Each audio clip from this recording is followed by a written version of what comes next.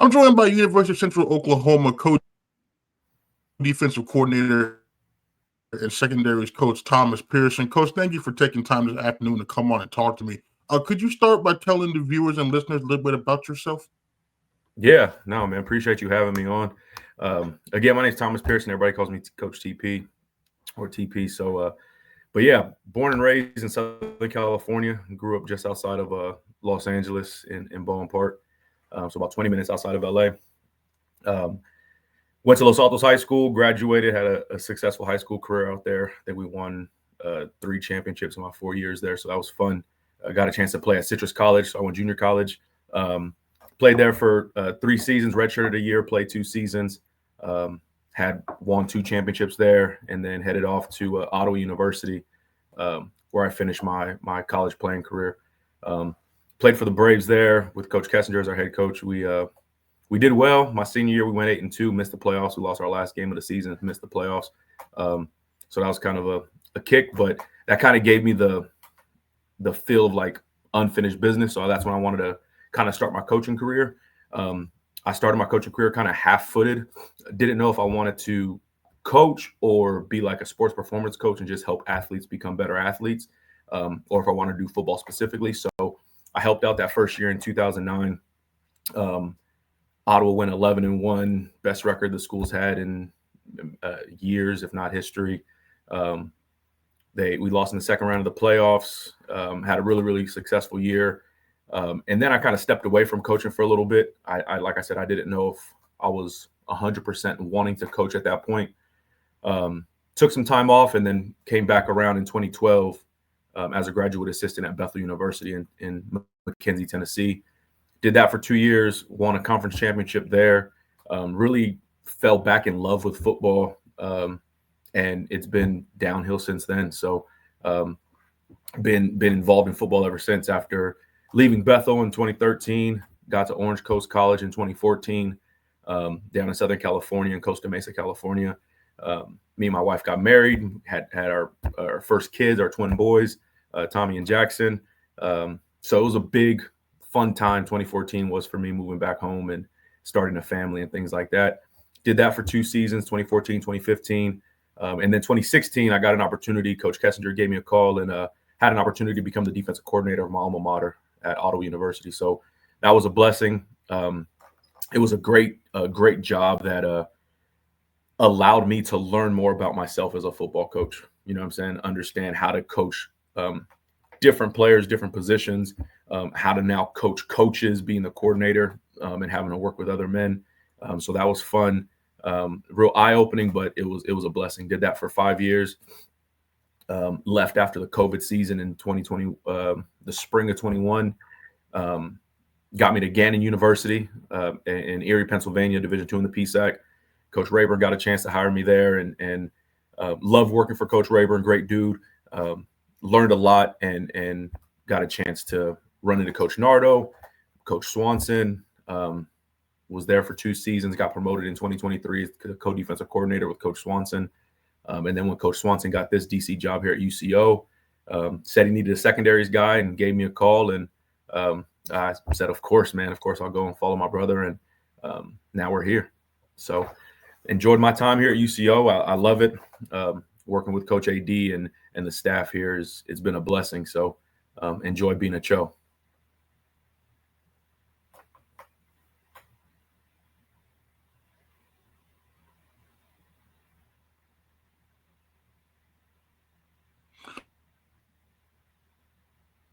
And now it's interesting because now you play. What kind of was your JUCO experience like as a player?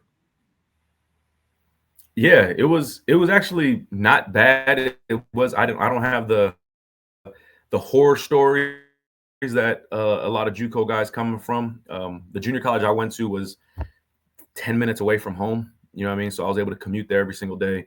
Like I said, we won. We had a good experience, but there was still those times where it became tough, where you had the JUCO struggle. Like for a while, I wasn't working. You know what I mean? Like trying to figure out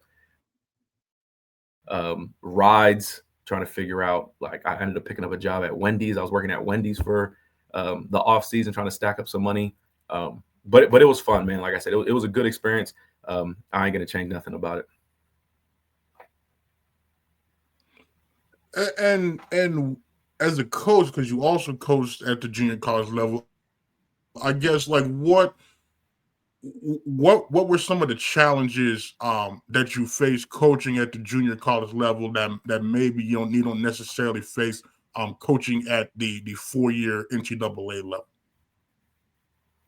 The first one is scholarships. You know what I'm saying? Southern California junior colleges don't have scholarship opportunities. So that's the first big hurdle, is getting a chance to get a hold of a kid, because you got to recruit your area. So get a chance to get a hold of your kid in your area and work with them to sell them a dream, like get them to bet on themselves is really what it is. So you got to be really good at building relationships. You got to be really good at communicating and being transparent. Because as soon as a junior college recruiter, like you already get, like, unfortunately, like people get labeled as like car salesmen because you're trying to sell them something that they got to pay for. And I hated that title, and I hate giving that title. So it's one of those things where it's like I try to be as transparent as possible. I try to communicate with family members involved, whoever was going to help this student get from point A, which is getting to school, to point B, which is getting their AA or transferring out to a 4-year. I wanted to make sure I had open lines of communication with those people to build those relationships, build that trust, and make sure that they were getting what I was telling them or what they put forth to go get. So that was the biggest struggle, man, is just there's no scholarship money involved, trying to get those guys to bet on themselves. And for a lot of people, it works out, man. You know what I'm saying? I was a JUCO kid, so I'm not knocking it at all. I definitely enjoy it.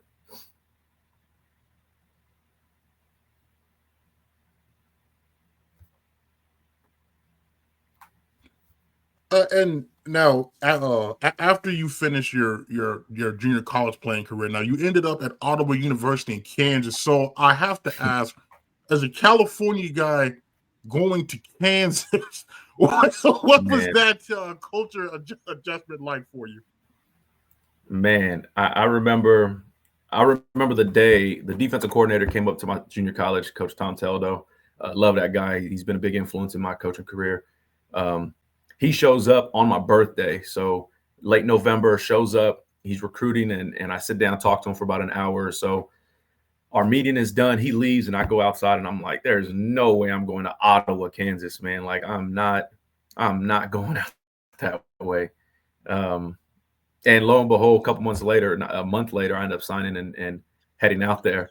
It was one of those things where he did a really good job of communicating and talking and being transparent. And he I won't say sold me, but like he convinced me that this was a good move and something for me to do. And I don't regret it at all. But that culture shock, the weather, you know what I'm saying, going from Southern California where anything below 65, 70 is like, we got hoodies and big jackets and bonfires, to Kansas where the first weekend I get out there, it's January 7th, 8th, something like that when I get out there. So it's in the middle of winter. It's cold. It's windy. That wind is disrespectful out there in the Midwest, man. That Kansas wind is just disrespectful. So first thing I did is called back home, and I asked my mom to ship me a jacket. She went to Burlington Coat Factory, got me this big leather jacket with dice on it. I looked like a clown, but I was warm, man. So I don't know how I did it, but it was a blessing, man. I enjoyed every minute of it.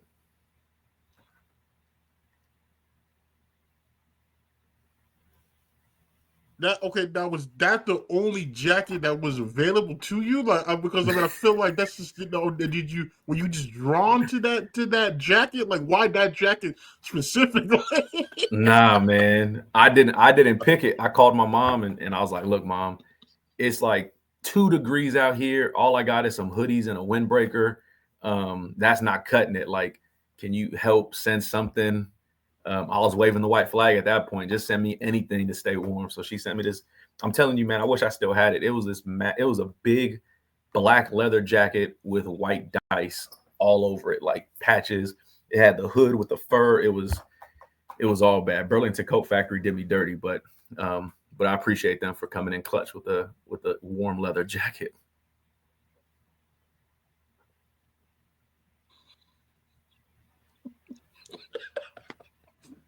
And now you went on to earn all KCAC in 2008. Now, for those of us that might not know, because I was able to watch Coach Swanson's film, but I wasn't able to. Would you describe yourself as a player?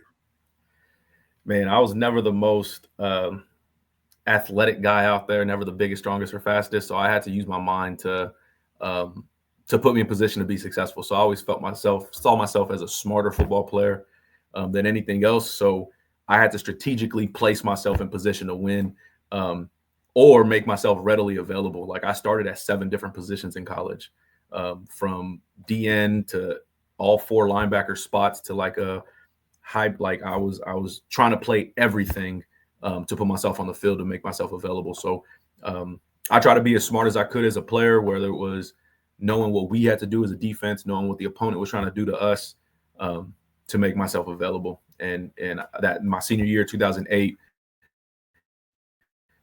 is kind of when all the pieces clicked. We ran a 3-4, so I was the out of the group, but got a chance to find my way on the field, whether it was in rush packages or sub packages at linebacker or starting at this spot or that spot, whatever it was, trying to make myself available to help the team win.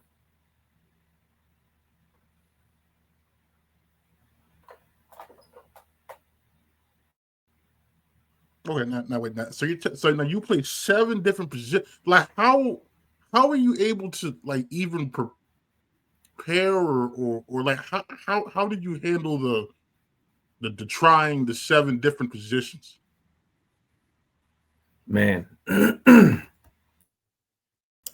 like I said, it was just being a football rat, man. Just being in the coach's office, talking to the coaches, trying to learn from people, learn from anybody. Like I tell my guys to this day, like it doesn't matter who's up in front of you talking. If you could get a little nugget or something that you could learn from them, try to learn it, man. Don't ever think you're the smartest person in the room. Try to continue to grow and become a better person or a more well-rounded person. So I try to learn from everybody, man. I had a couple All-American linebackers in the position room. I sit with them, try to learn from them, try to teach them what I could.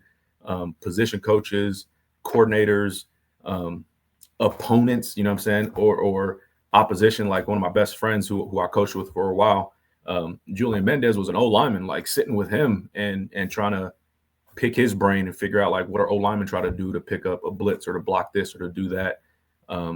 Working with another one of my best friends, Jermaine Thomas, like he was one of our D linemen. Let me go do some pass rush drills with him and let me work with him in the off season and try to get my game better in that way. So any way that I could, I try to get better and learn from whoever I could. Like I said, the best ability is availability. So I try to make myself available as possible.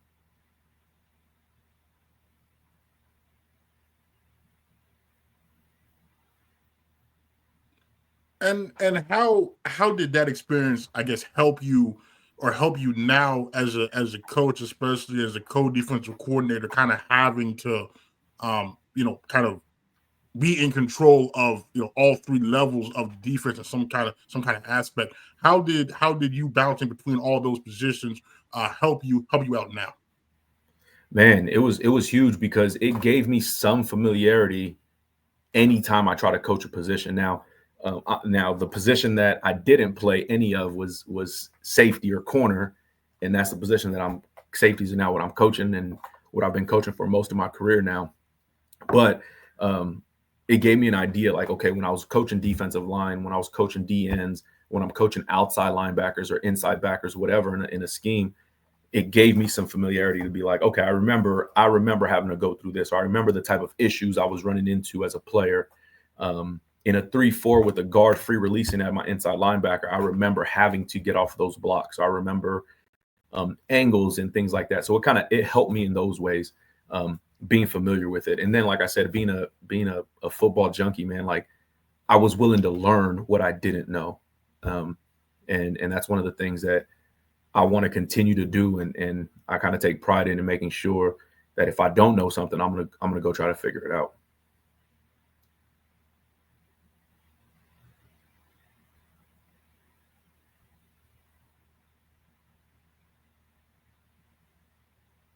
And you mentioned earlier now you kind of began your coaching journey as a student assistant. Now I know I think people have probably heard of a grad assistant. Some people might not have really heard of a student assistant. So kind of like what are the differences between a student assistant and a grad assistant? Yeah, well, for me, I wasn't graduated yet, so I had another semester. I really had another year left in school after transferring from junior college. A bunch of my credits fell off, so I had another, essentially, a year left to take classes. So I finished in that fall of 2008, and I wasn't going to graduate until the winter of 2009. So um, I came back in the spring. Coaches asked me like, "Hey, if you're going to be around, like, you mind helping out? You want to come through and kind of start your coaching journey, things like that?" Absolutely. So I stuck around, helped out in the spring in the weight room, and I was working with the outside linebackers. And then come around to the fall, did the same thing. I focus more so on football than the weight room, but I did outside linebackers and a little bit of DNs and defensive line stuff. Help those guys, and like I said, we had a really successful season. I'm not taking any credit for that because I still didn't know what I was doing as a coach, but I just remembered as a player, I know we did this and this and this. So I like to say I was a part of that team, but they had some real dogs on that team running around. Now, was it weird kind of like being on the other side? Because like you were on the field with these guys like just some months prior, and now you're like on the other side with the coaches kind of. Yeah, like what was that experience like? Man, like first thing I remember, the first practice of spring, because I think there was 3 of us that decided to help out that were former players. We had some time to graduate, so 3 of us helped out. One of the first spring meetings, coach brought everybody in. Like we had a team meeting. He brought us up. And he's like, "Hey, these guys are no longer players; they're coaches. So treat them as such. It's no more like player. Like that's a coach now. So like that was kind of cool for the coach to kind of set the precedent for the time moving forward. Now it's still difficult, man. It's still difficult for guys that I've been hanging out with in the locker room with, hanging out outside the facilities, things like that, to go from player relationship to player coach relationship. But the guys were really good about it. You know what I mean? Like I feel like it's a lot easier when the players are willing to accept you as that in that role, if that makes sense. So the guys that I had in that room did an amazing job. They really helped me out. They helped teach me as well.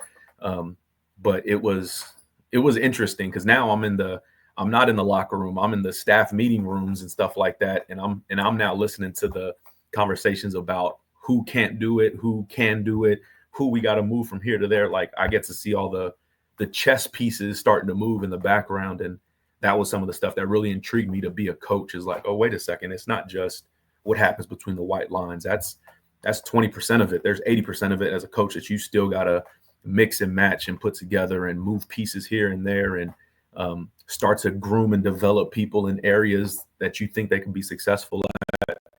And that's the part of the game that really intrigued me because I haven't experienced that part before up until that point. So that you mentioned that after Ottawa, you kind of took a little bit of a break from coaching before ending up at Bethel. I guess like what you decided to get back into coaching. What led you back into to putting on the headset and being back on the sideline? Yeah, man. So I got my degree in exercise science. I got my internship in my first full-time job out of college as a sports performance coach, and I was just working with different athletes. And that's what I thought I wanted to do. Like after that 2009 season, I was like, okay, this is cool. But I didn't feel like I had enough hands-on with players. So I wanted to get into sports performance and just enhancing, making players better players. So I started doing that. I did that for about a year. I was working in a gym and I was training people. So I was just trying to make people better in an athletic standpoint. So I was working with volleyball clubs, soccer players, football players. It didn't matter the sport. I was just trying to make athletes better athletes. So did that for about a year or so. Worked at a gym, like I said, for about another 8 months. And then that's when I started like getting that itch for the chess part of football, like the back, like the preparation, the board work, the film study, the like all those little things that I started to miss, and I started to miss the camaraderie with the guys and the coaching staff and the relationships and things like that, recruiting stuff. So I just started to get that itch again for football. It's been in my life, my entire life up until that point. So I wanted to kind of get back into it. So I started throwing fillers out. I made a little resume and started sending that to any and everybody, sending out emails and cold calls, and like I'm sending emails to like the University of Florida, like, oh yeah, I could coach the D line. Let me send it to Florida. Like I'm just sending it to anybody that had an email address, man. So jumped on the football scoop. I saw Bethel University was looking for a graduate assistant. I knew that was a good starting point. So I had no relationship with anybody. I knew nobody at Bethel. Sent him an email. Coach Chris Elliott, the head coach at the time, gives me a call. Coach Willie Fells, the defensive coordinator, gives me a call. I have an interview with those guys. They hire me as the inside linebackers GA. And like I said, that kind of like took my coaching career off right there. And then you get there and you begin working with inside linebackers, in which you at some point coached 2 first-team All-Conference and the All-American. When you coach players that have that level of success, as a coach, what does that mean to you? Man, it's awesome. Like I don't do it for like accolades and stuff like that. Like I want to see kids get better. So I really enjoyed it, but it's fun when they like turn around and they're like, man, thank you. Like you helped me get X, Y, and Z. And I'm just like, look, brother, like you had all the talent in the world. I was just trying to make sure what you were hearing between your ears was translating on the field. And but it makes you feel good. It gives you a sense of accomplishment, right? Because you want people to be successful. When people start having success, then it gives you that sense of, okay, that worked out. You know what I mean? And it's a good feeling. It's a good feeling, especially when you're winning, man. Winning solves a lot of issues. So especially when you're winning, it feels really good. But when those guys have their individual success and you see all their hard work that they've put forward translate and then show up at the end of the season, it's a great feeling. And you mentioned something about like you were glad that what you said resonated between the ears. I'm assuming as a former player, it can be kind of tough sometimes when guys aren't doing that, and you feel, how do you kind of just like combat that or try to explain it to guys in a way that maybe they'll understand and execute like you're asking them to? Man, you just trying to teach them where they're at, different levels. Some people are better on the board. You get on the board and you could and they get it. Some people you have to show them on film. Some people you got to print it out on a piece of paper and they got to be able to take their own notes. Some people you got to walk through it on the field. Some people just got to run into the wall 5 times until they figure out they got to go around it. So they got to physically go out and do it. So you just got to meet them where they're at, find different ways to communicate with these kids. It's funny because I got a little bit of each of those guys in the room right now that you got to kind of teach different ways. So I try to cover all the bases in my installs and in my teaching progressions and things like that. Try to show them something on paper, show them something on the film, show them somebody doing it right or wrong, and then let them go out there, do it right or wrong, correct it, and kind of start back from the bottom and work our way up. So, but like as a coach, you always have that great feeling when you can see when a kid has like that aha moment and the light bulb finally turns on. That's when you're like, okay, perfect, it worked. You know, that's when you really get to start feeling good that that's something that you were saying clicked with them and they had that aha moment and now they could go out and perform to their best ability. You ended up winning the Mid-South Conference in 2012. Now, this being your kind of your first as like a coach. Where does that rank for you in terms of like career accolades, career milestones, getting that first conference championship, kind of like owning your own group at that point in time? Man, so just thinking about my football career at that point, I thought I was going to win a ring every single year. Like it just seemed like it was so easy. In high school, I won a championship 3 out of 4 years. In junior college, I won it 2 out of 3 years. At Ottawa, we won it 1 in 3 years. And then my first year here, we win it. So I'm just like, this is easy, man. Like, why doesn't everybody do this and just keep winning? So as far as milestones, it was huge, man. It was great to see the group of guys that we had all kind of buy into the same goal and move forward. Like all the arrows were pointing in the same direction. The head coach painted a great picture as far as the direction that we wanted the program and the team to go. And then it went down to the coordinators, and they were pointing in the same direction. The position coaches, same direction. GA, same direction. And then all the players, same direction. So like you got to see a group of guys really buy in and move forward in that same direction. So it was awesome. We upset the number one team in the nation in the playoffs that year. Georgetown College, who was in our conference, they beat the brakes off of us during the regular season. And we go to their place, first round of the playoffs. We go to their spot, they're hosting. And we win on a last-second kickoff return to win 45-44. It was the wildest roller coaster, emotional game that I've ever been a part of, ever. And it was super exciting to go to their place, a team that beat us earlier. They were already selling round 2 tickets because they were going to host round 2. So they were like, oh, we're beating Bethel. Like, come and buy your round 2 tickets already. And then we show up and take a kickoff return 90-something yards to the house with less than 5-6 seconds left on the clock. So it was amazing. So okay, so now when Kobe had that 92-yard punt return against Missouri Western, I imagine you're like, okay, I've seen this story before. I know what the outcome is going.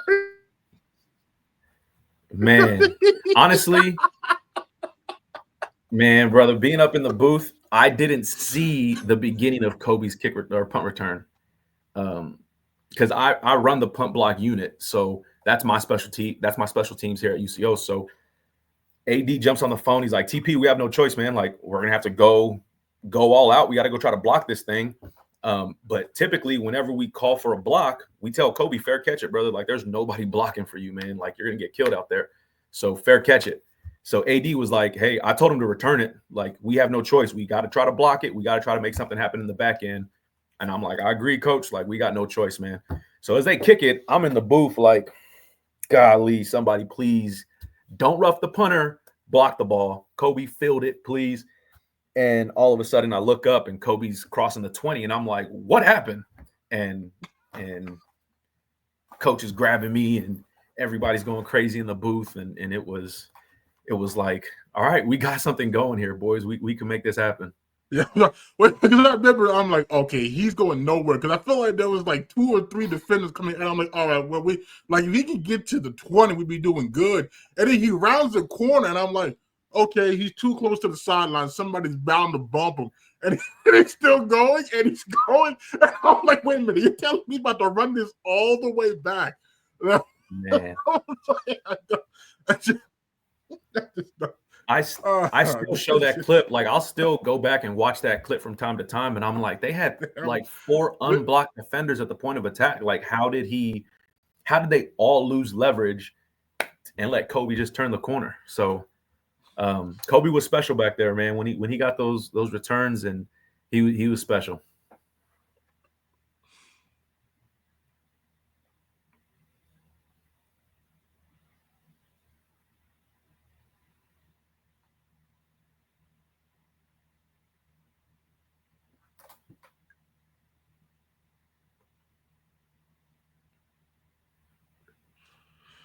And so now after your time at Bethel, now you go to Orange Coast College, junior college. So now how do we go from Bethel in Tennessee now to Orange Coast College, a junior college, I'm guessing back in California? Yeah, it was back in Southern California. I feel like every time I move, it's at least halfway across the country. Like I can't just go from stay in the same states. That I don't know why every job that I've taken, the next job is taking me across the country halfway or all the way. So, but yeah, so I leave Tennessee. My shout out my little brother. My little brother flies out, and we pack up my car and we drive. We drive from Tennessee to California. So when I get out to California, I don't have a job. So I'm like, bet I just graduated with my master's. I just coached 2 seasons as a GA. Like, I got to find a job, man. Like, I'm getting married in a couple months. Like, I gotta get this next job going. So I start calling old coaches. I called my junior college defensive coordinator, and he was coaching at Citrus College at the time, my alma mater. And he was like, hey, brother, he's like, I don't have any spots open for you. He's like, call Coach Emerson, who was my head coach in junior college. He said, call Coach Emerson. He's at San Bernardino Valley. I think he might be looking for somebody. All right, cool. So I give Coach Emerson a call. He's like, yeah, man, stop by. We'll give you a little brief interview, whatever. Talk to you about the position and go from there. So I show up, talk to him and the defensive coordinator. And they were like, yeah, cool. When do you want to start? I'm like, tomorrow, today. I don't care, man. Like, I'll show up whenever. Let's work. So I got that job at San Bernardino Valley for maybe 2 or 3 weeks. And I'm showing up. I'm driving. San Bernardino from my house is about an hour away. So I'm driving an hour, getting up there. And all while that's happening, Coach Emerson, he gets a new job at Orange Coast College in Costa Mesa. So he gives me a call and he's like, hey, look, brother, man, I'm taking this other job at OCC. It's down in it's in Orange County. Do you want to come with me? Absolutely, man. You just hired me to go work for you at San Bernardino Valley. I'll go with you to OCC. So that's how I end up getting to OCC, which is an hour in the other direction, south now. So now I'm driving south an hour. Depending on traffic, oh man, golly, don't miss those traffic days. I think the worst, the longest it took me to get home from leaving OCC one time with that Southern California 405 traffic, 605 traffic. It took me 4 hours to get home, man. I was cooked. Oh my gosh. But anyway, to work for him, it was a great job. Learned a lot. Coach Wayne Schmida, the defensive coordinator there, learned a lot from him. One of my good friends in this coaching business, Coach Brandon Blackman, was our secondary coach. Learned a bunch from him. Still talk to him. He's now the DC at Delaware State. So talk to him a bunch and try to bounce some ideas off of him from time to time. But got a chance to learn a lot at OCC, Coach Emerson. I'm grateful for him giving me this opportunity.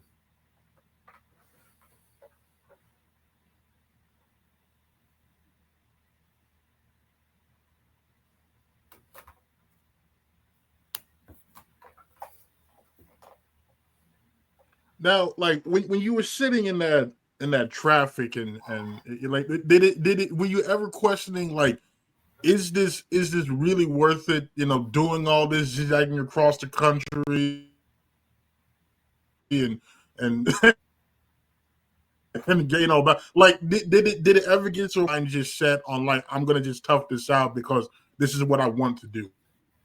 Oh yeah. Oh, I've already committed to toughing it out.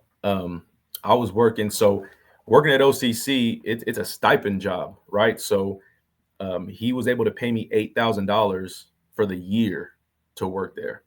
So like I was only making $8,000 as a coach. And then because I had my master's, he was able to put me in some classes to get a little more money. So after adding the classes, I was maybe making $17,000, $15,000 working there. So I was committed to it already because what I was doing is I was waking up at 3 a.m. and go working like the overnight shift from 3 to, I think I was going 3 to 11. I think it was what it was. I'm working from 3 a.m. to 11 in the morning at Target in the warehouse. So from 3 to 11, I work at Target. And then at 11 o'clock, I head down to OCC, get there around 1, you know what I'm saying? Take a little nap, head down to OCC, get there around 1 o'clock, do football stuff, and then come back home, try to fall asleep as fast as possible, wake up at 3 a.m. and do it again. So I was committed to that coaching lifestyle. Like I knew eventually it was going to kick up and it was going to get a little bit better. You know what I'm saying? So, and my wife was amazing. Like she was a rock star holding us down. And and making sure we were good and helping us out wherever we needed and supporting me when needed. So she was definitely the rock and still is of the family.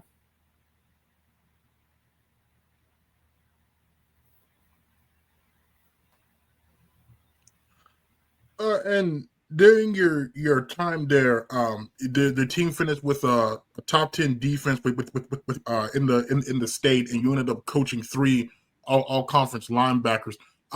Were you surprised at the level of success are happening? Man, that surprise is an understatement on the level of success we were having. That year, the first year we had a good season, really, really good defense. But we competed against Golden West, against Saddleback, Fullerton. Like we were playing all those guys, and it seemed like all the really good players were going to those schools. You know what I'm saying? So some people were looking at us like, oh, you guys got all the outcasts. And we kind of took that personal. Like our war cry that year is, we're all we got. We're all we need, man. Like it doesn't matter who went where, who we're playing. Let's show up and show out. So I think there was a couple games where we went into the game with 20, I think it was like 28 or 29 defensive players. That's it. Like 29 defensive players for an entire game. Playing special teams, playing defense, and again, like I said, all year that was the war cry. We're all we got. We're all we need. Like it doesn't matter who we're playing, where we're playing, who shows up.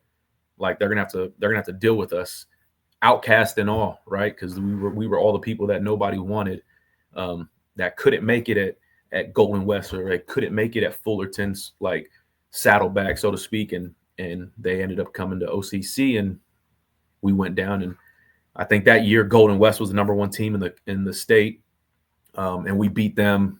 And I think that was the last time OCCs beat Golden West. I think Golden West has kind of had their way with them recently, but it was fun, man. Like we got a chance to play, and we won rivalry games, and the defense showed out, and it was fun. It was a lot of fun that year.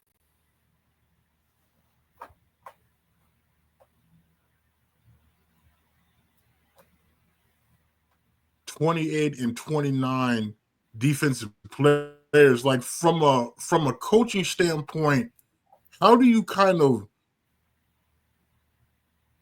like prepare or scheme or kind of like combat kind of having low numbers when you go to play these games?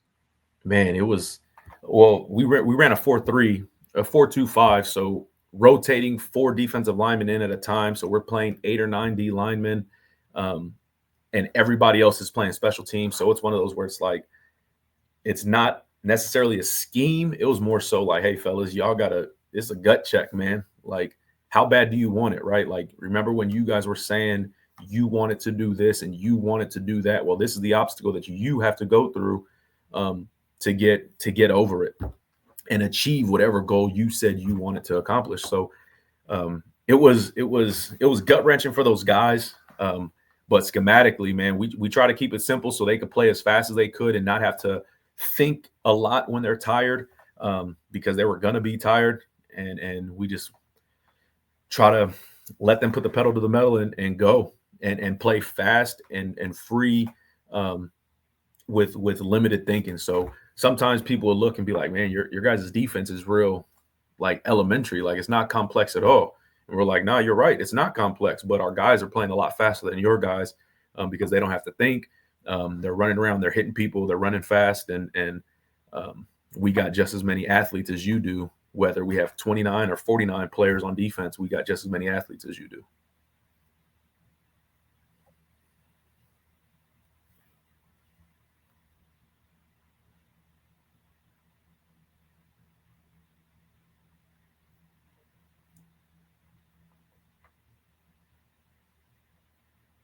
And I think like you hear that sometimes, that somebody's scheme is basic or this scheme is complex. At the end of the day, I'm like, well, whatever's going to help you win the most football games, if it's a basic scheme that you're executing at a high level, or if it's a more complex scheme. But I'm guessing the I'm guessing that you kind of adjust the schemes.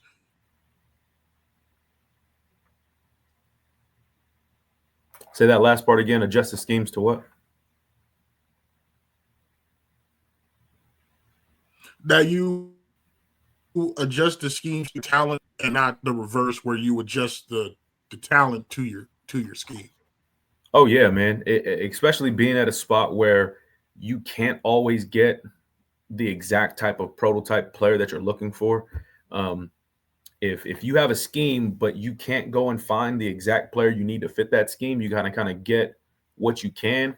Then you're trying to put a square peg in a round hole. That doesn't make any sense. So you got to kind of mold your scheme to the talent that you have. If I think about when I was at Ottawa one year, we were D-line heavy and cool, let's run a 4-2-5, run it, boom.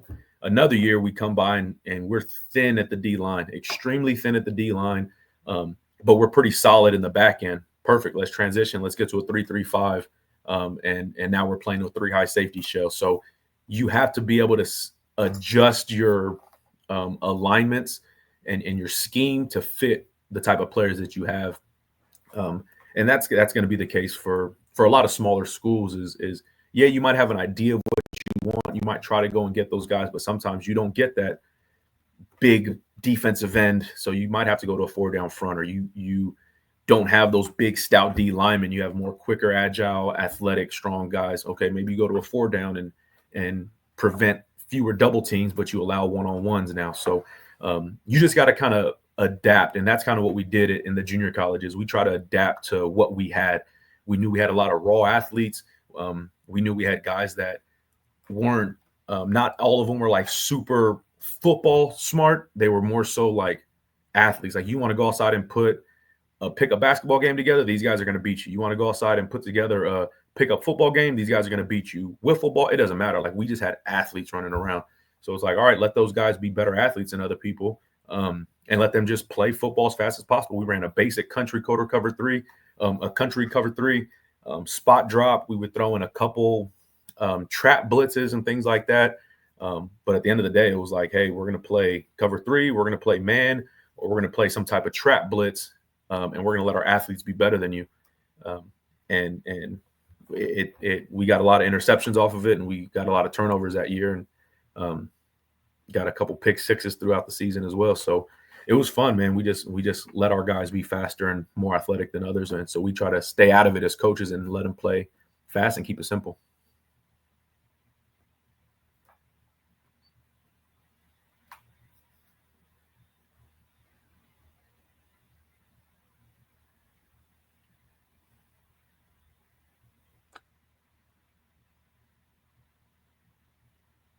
And then I'm going back to Kansas.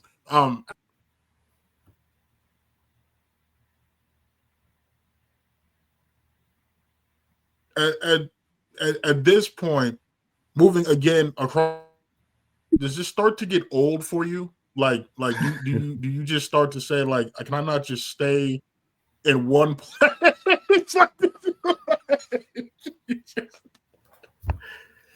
Nah, man, I'm positive my wife was saying the same thing.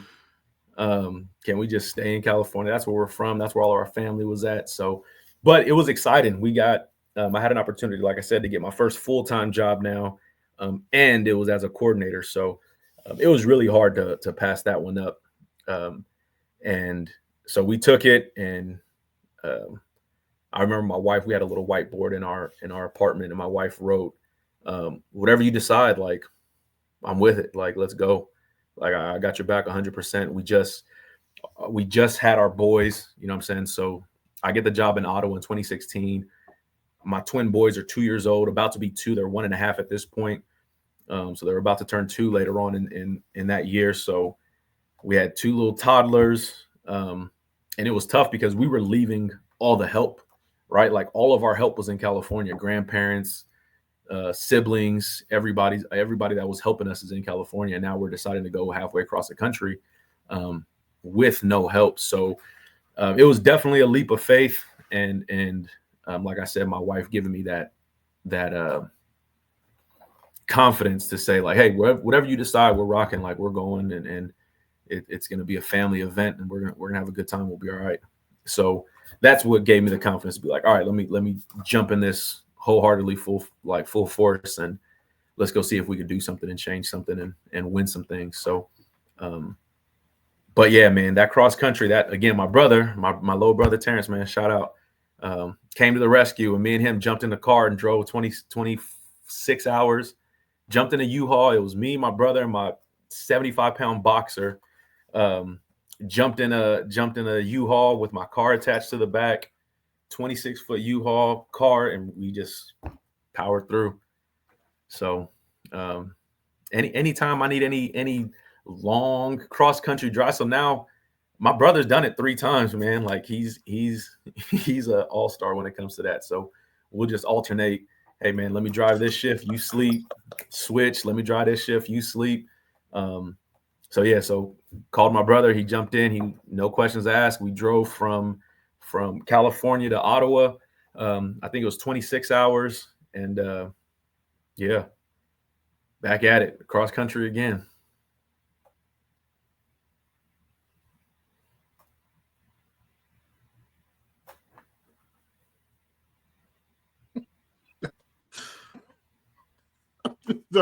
I mean that's just the. I mean that's what. That's just a lot. I mean, I guess you got to see a lot of country when you drove. I guess like that's a something. I'm guessing, right? Or did you drive a lot of like open fields? Like was the scenery at least decent? Nah, not really. Like you'll hit a couple cities where it's like, oh look, we got buildings, and then it's like nothing.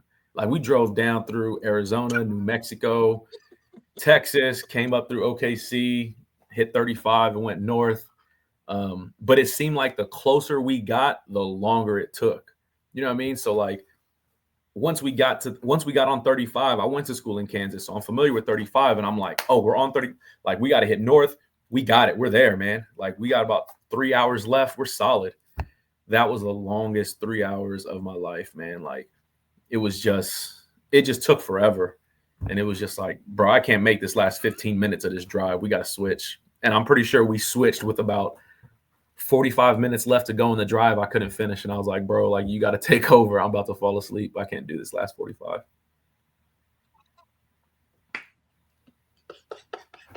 But yeah, a whole lot of nothing, man. Oh, that's great.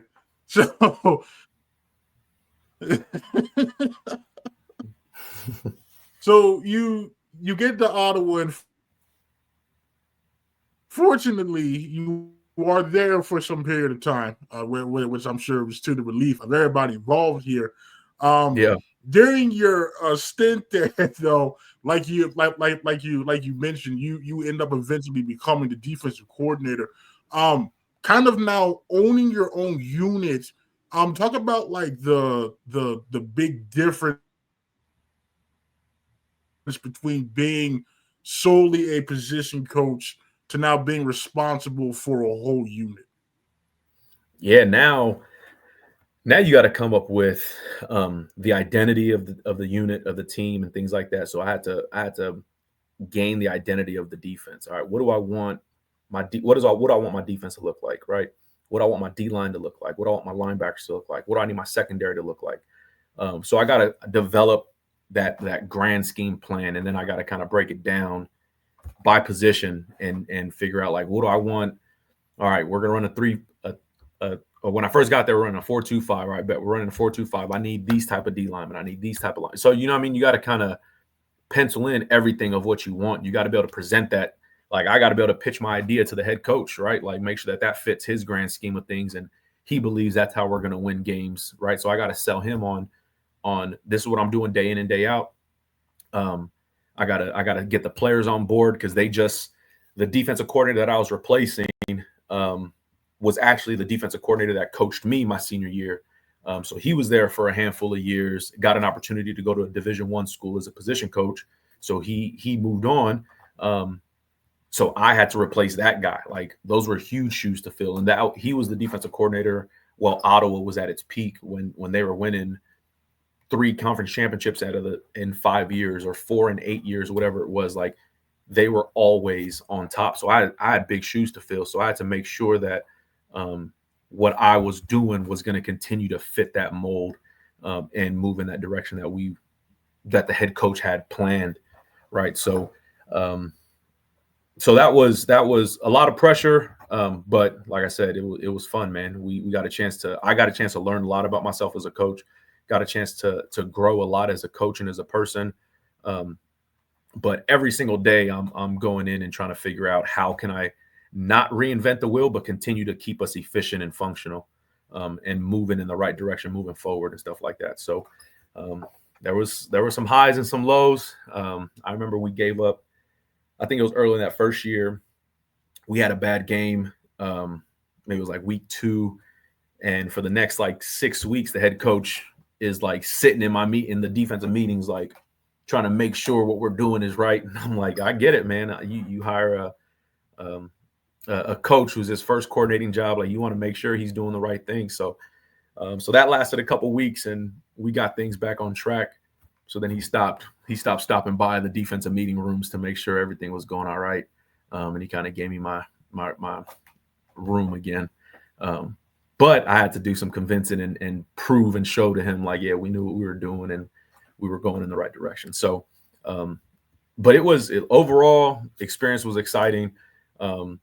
Love the guys that I worked with. I still keep in contact with a lot of those guys from my time at Ottawa that played. Actually, Coach Johnston is now on staff as our corners coach, and he was one of the kids that I coached at Ottawa. So it's a real group, a real good group of guys, and it's fun to be a part of something that was my alma mater, right? That I get a chance to relate to those guys in more ways than just being their coach. But now we were brothers that both played for the Braves, so it was fun to kind of grow those relationships moving forward.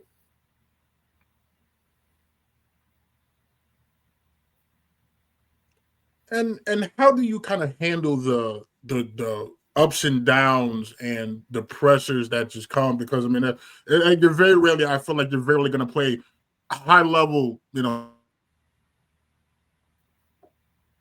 football for all 11 or all 10 or all 12 again, the highs and lows in unit. Yeah, no, man. At the end of the, like, keep going. Like, you just got to find a way to keep getting better. And I didn't use this phrase. I got it from Coach Nardo in 23 later on. But the thought process is the same as today's the worst we'll ever be, right? Like, if you keep thinking that today's the worst you'll be, tomorrow you're going to get better. And then tomorrow comes and that's the worst you're going to be and you're going to get better. You have that growth mindset, that 1% better type mindset. That was something that kind of kept pushing us to get better. And when I talk about like ups and downs, my coaching career started on a huge down, man. Like, my first game as a defensive coordinator was against the defending champ, or maybe they lost the championship, but it was Morningside, brother. Morningside is the NAI powerhouse. And that is my first game as a defensive coordinator. We go up to Morningside, we play them there. Looking at their kids and our kids as we come off the bus, I think we ate in the cafeteria at the same time. I'm like, those look like grown men. Like, they don't look like nothing like our players. And it showed, man. They beat me up pretty good that day. So that was a rude awakening to coaching college football as a coordinator. Was I got to deal with this all the time? Like, this ain't fun. But things got better. But yeah, that was definitely a down to start off the season, is showing up to Morningside, and I think they ended up winning the national championship that year. Their quarterback was all everything, and they had a run. They had everything. Every position checked the box. Every single position checked the box. So shout out to Morningside, man. They did some good things, but they definitely punched me in the gut my first game as a coordinator.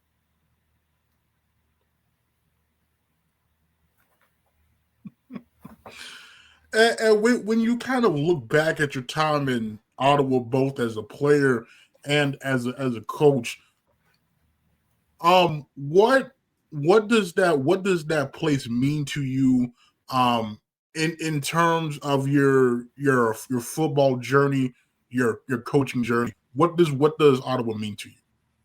Man, I've always said it, like, Ottawa's like a second home. Like, I could always go back there and feel at peace. Like I could feel like I'm at home.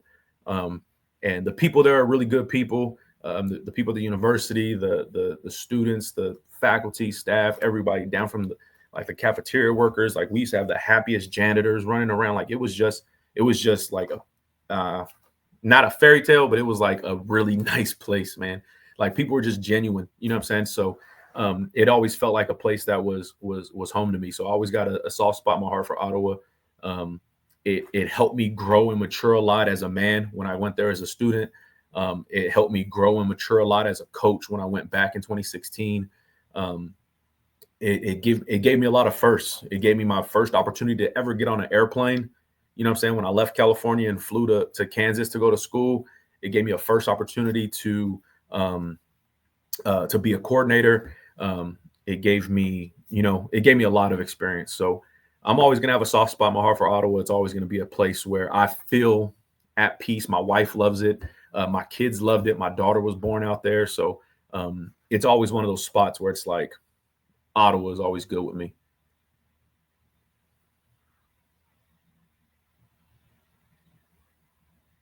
And now you leave Ottawa for Gannon. Now Gannon's another cross country move. This time to Pennsylvania. What made you, I guess, decide to leave? What was a good thing for you in Ottawa, where you had been and didn't move zigzag across the country, almost every other year? What was it about the opportunity at Gannon that made you decide to take that chance and make that other cross country move?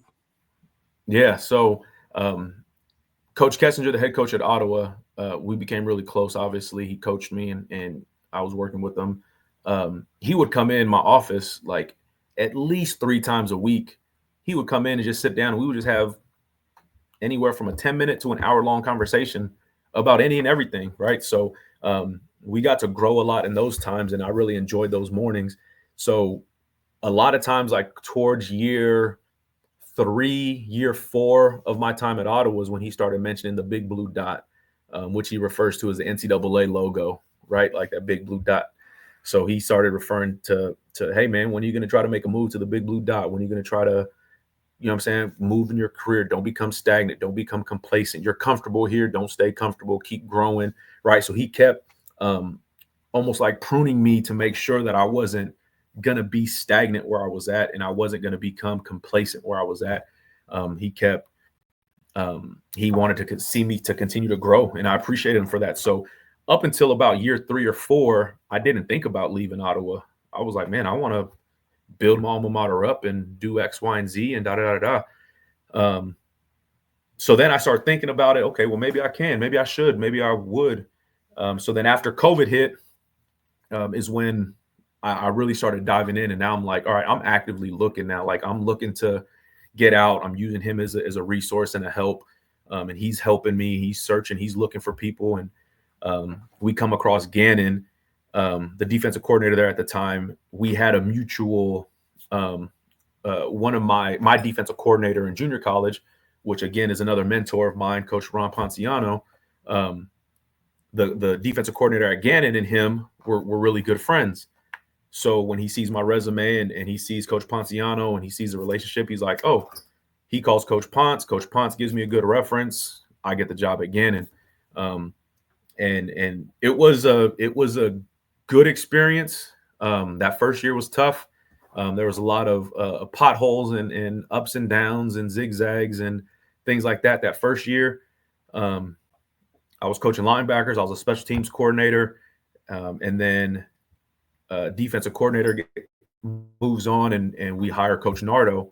And now I'm really nervous, right? Because we just hired a defensive coordinator who coaches linebackers, and I'm the linebackers coach. So what does that say about me? You know what I mean? Like, is he gonna, all right, buddy, like, appreciate you being here, but go ahead and kick rocks.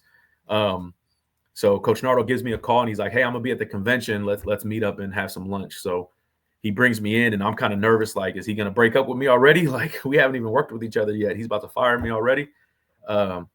He kind of says, hey, look, brother, like, I'm a linebacker coach. I'm going to coach the linebackers. So you could move to the secondary or you can move to the D line. Like, it's up to you, but I'm telling you, I'm going to coach the linebackers.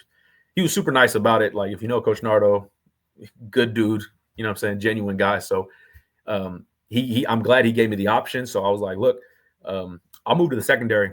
Like, I know we got some dogs in the secondary. I'll go back there. I'll coach those guys. I've coached the DBs a couple years at Ottawa. Let me go back there and coach the secondary. He's like, all right, cool. I got a guy that I know I want to hire for the D line, which was Coach Swanson. And then boom, rest was history. We had that great year in 2023. Coach Nardo gets a great opportunity to become the DC at Oklahoma State. He goes and does that. Coach Rayburn, the head coach at Gannon, promotes me and Swanee to co-defensive coordinators. Awesome thing is, like, a handful of the players like came in and said something like, hey, coach, we don't need to hire outside. Like, we got these guys in the room. Like, they'll knock this out the park. They'll be great. So a lot of love for those players over there at Gannon that stepped up and said that they would want us to be their coordinators. Coach Rayburn agreed, promoted me and Coach Swanson, and we've been stuck at the hip since. Me and Coach Swanson knocked out that year in 2023. Again, ups and downs, some learning curves, but we took our slogan was ego is the enemy, man. Like, we were going to keep our ego out of everything, working together. And people ask to this day, like, how'd you guys do it? Like, legit, like, we would alternate series. Like, hey, this series, you call it. Next series, I got it. So it gave two different perspectives on how a defense was being run. So for an offense breaking us down, half the game was Coach Swanson. The other half was me. You had to figure out who was calling what. And, you know what I'm saying? So it threw tendencies off. It threw anything that people could try to game plan against us. And it kind of gave us the upper hand in some situations. And like I said, ego was the enemy. If he's calling a good game, perfect. Take this series again, brother. Like, keep going. Like, I'm going to ride the hot hand. Like, go, keep calling it.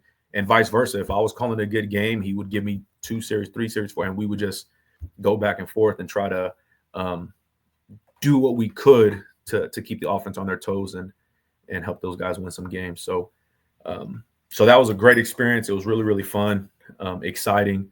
And then the players, man, the players over at Gannon were some really good dudes. You know what I'm saying? Coach Nick White, you know what I'm saying, was one of our players over at Gannon. And we had just a lot of those type of guys, like those genuine guys that wanted to make sure that they were successful, the team was successful, and they would do whatever they can to help out. Still talk to a handful of those guys to this day. So it's fun to build those relationships.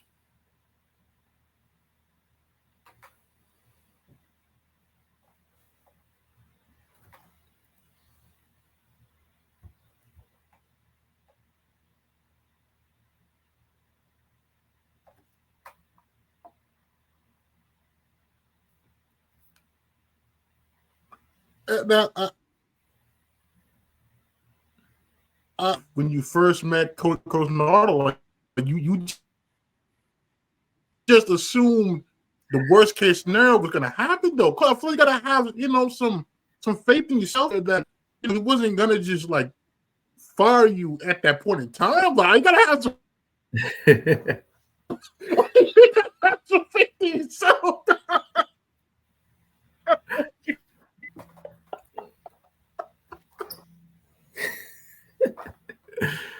Yeah, nah, it wasn't necessarily the faith in myself. It was just the unknown, right? Like, not knowing, did he have somebody in mind already? Because he's been a coordinator. He was a coordinator at Emporia for, I think it was 8 years before that. So I didn't know if he was like, all right, I got my guys, my group. We're gonna go from place to place, or and me and him didn't really get a chance to meet more than the interview.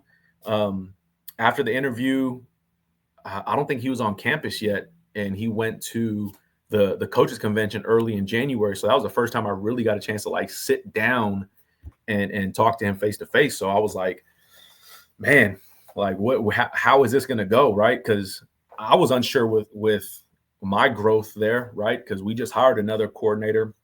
Was I going to get an opportunity to become a coordinator? Do I have to go find a job actively and look somewhere else? So I had a lot of uncertainty and unknown floating in my head. So yeah, I was just hoping he wasn't gonna be the one to cut the cord and let me go. So, and he, like I said, he wasn't, man. He's a good, genuine dude. Anything that he said, he did and he means. So I got a lot of love and much respect for Coach Nardo. He's definitely helped me out in this coaching profession. So it was a blessing to work for him for that year.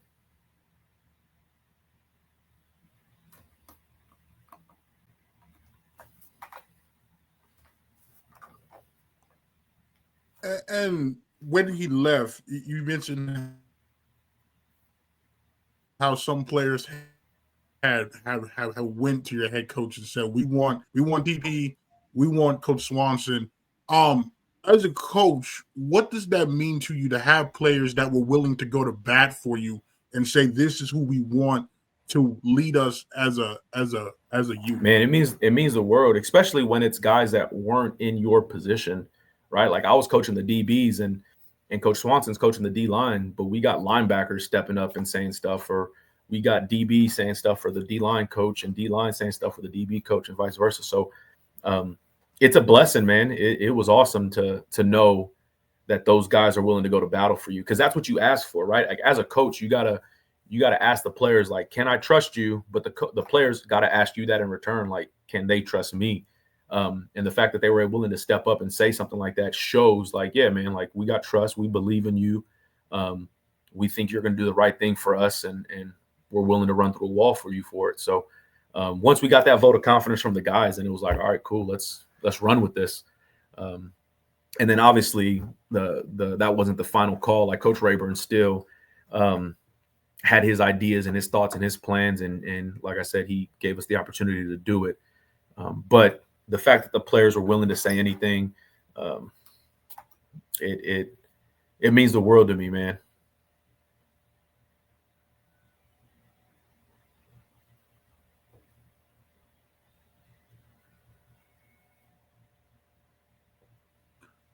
And now you mentioned that you and Coach Swanson would like alternate series calling plays.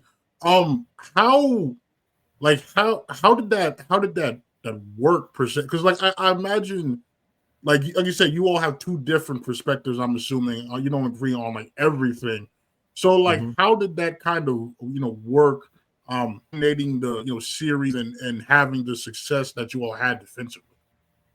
Yeah, we would do everything together. Like we would break down film together. We would watch games together. Like for that season, like we were connected at the hip damn near, and we were just making sure anything he saw, I was seeing the same thing, or something that I saw, he was seeing the same thing. Or if he didn't, we would explain it to each other.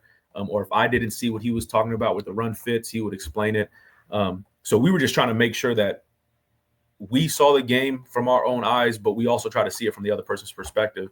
And it allowed us to be free. We had this big old call sheet, and we would sit there and type in all of our calls throughout the week. Hey man, what do you like versus 11 personnel, 1st and 10? I like this. Okay, I like this. Boom, boom, boom. We'll type them both in. So now we got both of our calls going throughout the call sheet, and it just flowed. Like I said, I haven't heard of anybody doing it like that before. And we tried to talk to other people that were co-coordinators, and they didn't do it that way. So a lot of people saw us as unique, which I was fine with, because like I said, we worked well together. We would both be in the booth at the same time, or if we were on the field, we would both be on the field. One person will call, the other person will signal, and vice versa. So it was just a unique experience, and it would be very difficult to do that with anybody else other than Coach Swanson. Like he was really his first year calling it, you know what I mean? So it was a learning curve for both of us. But yeah, he made it really easy to work with him. Like I said, if you just take the ego out of things, and you just allow your best foot to go forward, a lot of things can be accomplished, regardless of the circumstance or the task.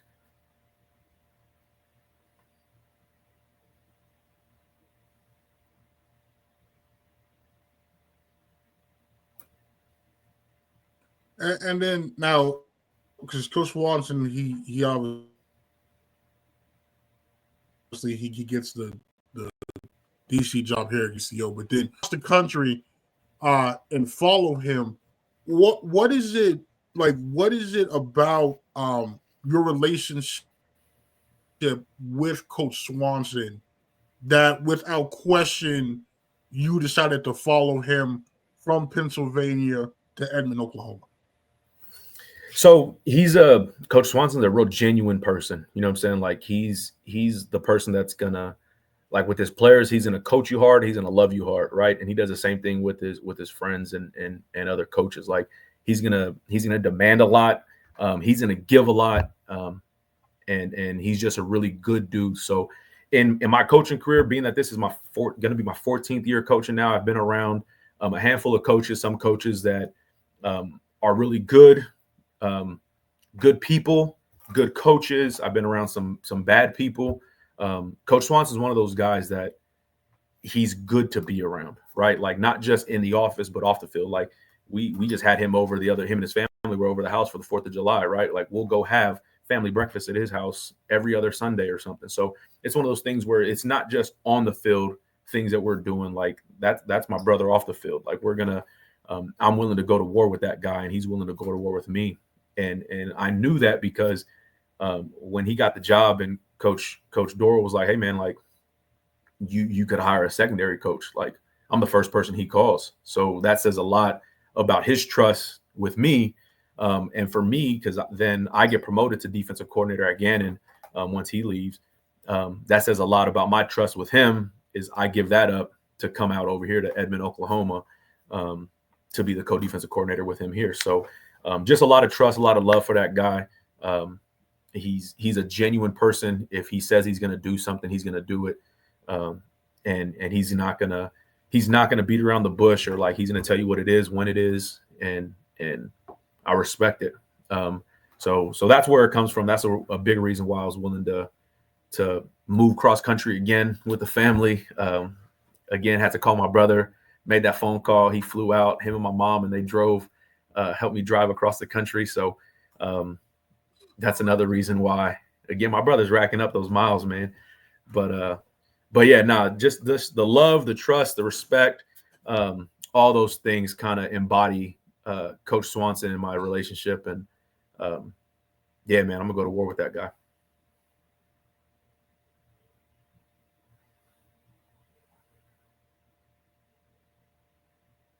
Okay. How many more times though do you think you can call your brother and say, "Hey, I'm gonna need you to help me across country"? Oh man, it's getting. I don't think with me and my brother's relationship, we're gonna be at a drop of a hat for each other. So. It's going to be difficult for him to say no, or for me to tell him no if he needed something. But now it's convincing the wives, man. Now we got to convince the wives, and now we got kids, and now it's trying to convince everybody else.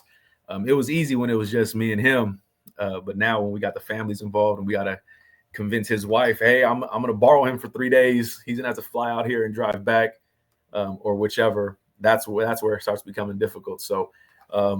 Hopefully I don't need too many more. You know what I mean? Like, hopefully I get a chance to settle up and be happy, and just kind of dominate somewhere for a little bit.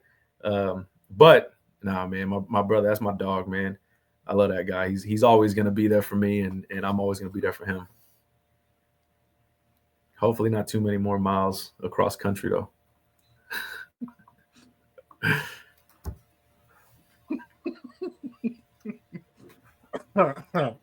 Now, when you and Coach Swanson get here, you show was coming off a 5-6 season.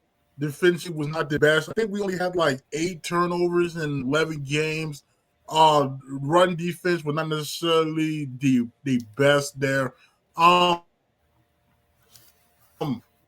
What, like, when you, I guess when you the level of talent, was it kind of better than you thought, or was it on par? Was it below? Like, how do you kind of feel when you first got here and saw the guys? Like, did you think that you all would have the success that you ended up having this season defensively? Man, so showing up to the rich and coming over here to the stadium and stepping in the office every single day, that waterfall has a real effect on people. It makes people look bigger, faster, stronger for some reason. Because when I got here and I saw those guys working out in the spring, and before we get into spring ball, I was like, yo, like we got some dogs running around right now. Like seeing Montrell, you know what I'm saying? Even though Montrell's an undersized old lineman, like he's big as hell. You know what I'm saying? So like seeing him and then Kobe's walking around, I'm like, that's my safety. Like he's built like a linebacker somewhere else. Like, so seeing all these guys show up and run around and compete daily, like these guys, Coach AD and the strength staff, like they hammered it in these guys' heads. Like we got to compete. We're going to create our own chaos. We're gonna create our own. Because at the time we were not good on the road. UCO was not a good road team, so we want to create as much of a negative atmosphere and try to flip that into positivity. We wanted to create our own momentum. We wanted to create as much, like I said, chaos around the guys. So the weight room was loud. Coaches are in and out of the weight room, on the field during sprints, during combat training, during anything during the spring. Like coaches are out there, we're yelling, we're coaching, we're competing. Hey, you and you, like it was just chaos. Like to say, for a lack of a better word, it was organized chaos, and I loved it. So you get a chance to see all those athletes running around, and I'm like, golly, man, like we got some dudes, we got some guys here. You know what I'm saying? Like we got some guys at Gannon, we got some guys here. And then we started watching film from last year and seeing how guys were and what they were doing. We thought some people were playing out of position, so we made some changes there. But we wanted to obviously implement our system.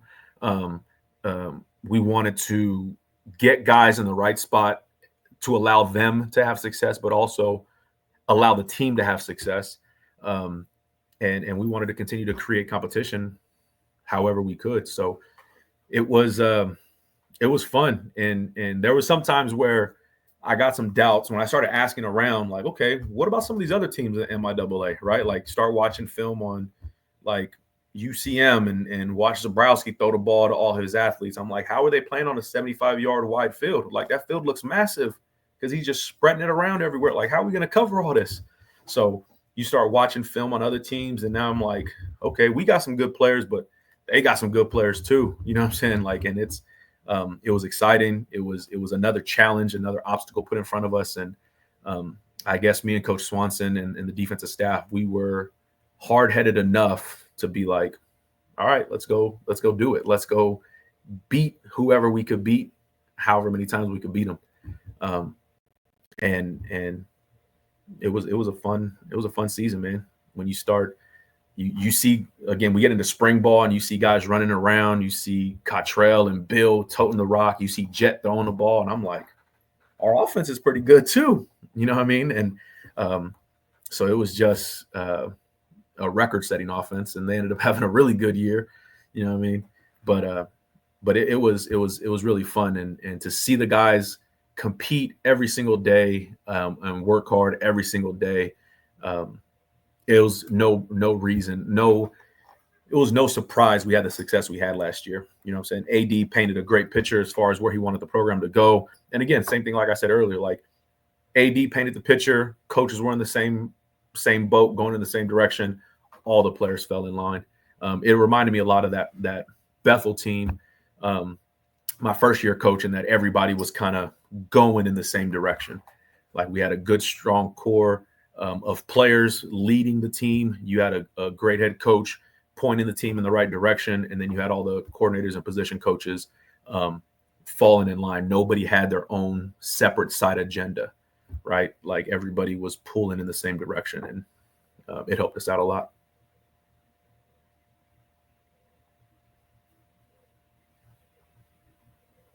Yeah, because I know when I had talked to Coach Swanson last year, he mentioned going back to the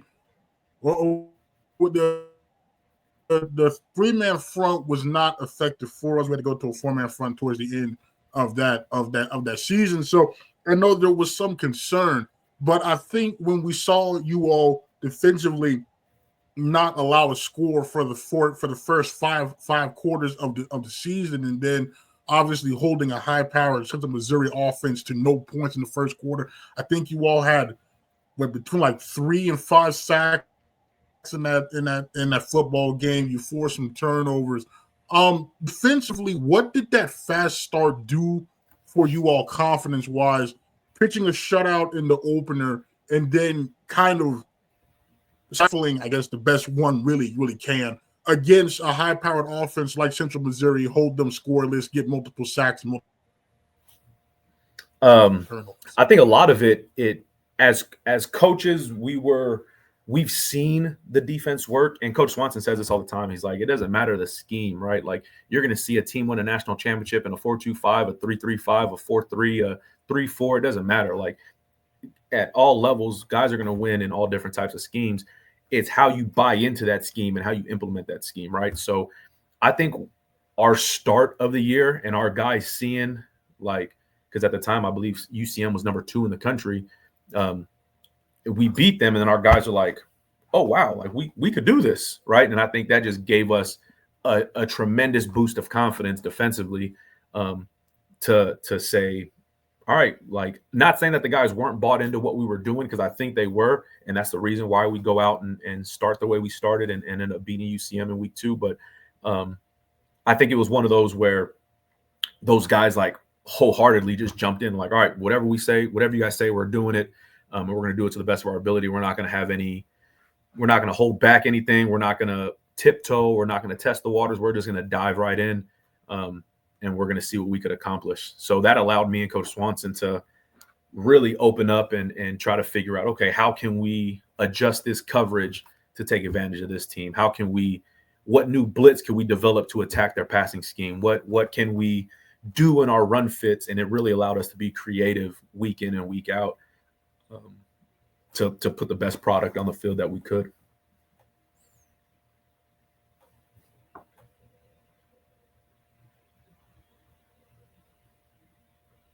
And there was the stretch, I think, was in Fort Hays. I know Fort Hays in Northwest. That surprised a lot of people, because not that we won those football games, but just the way in which defensively kind of dominated those football games. I don't recall a time where we had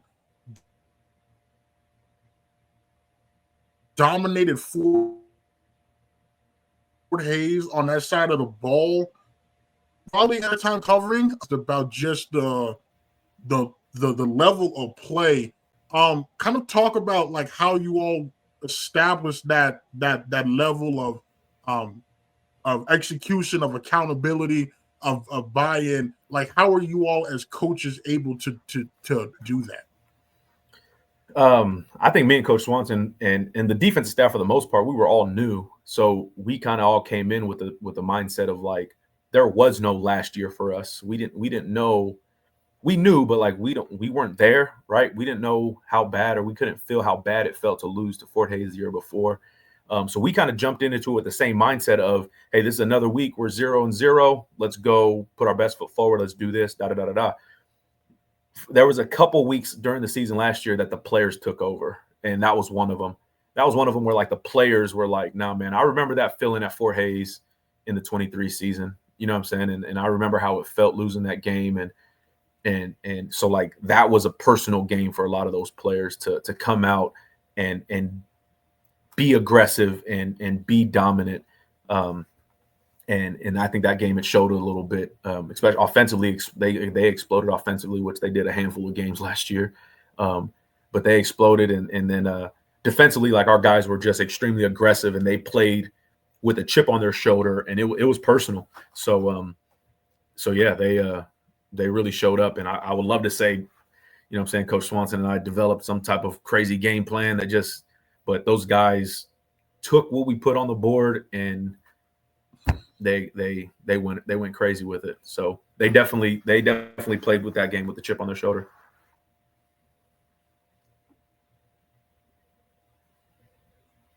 And the Northeastern State game, because they came out, and I think their commentators said they were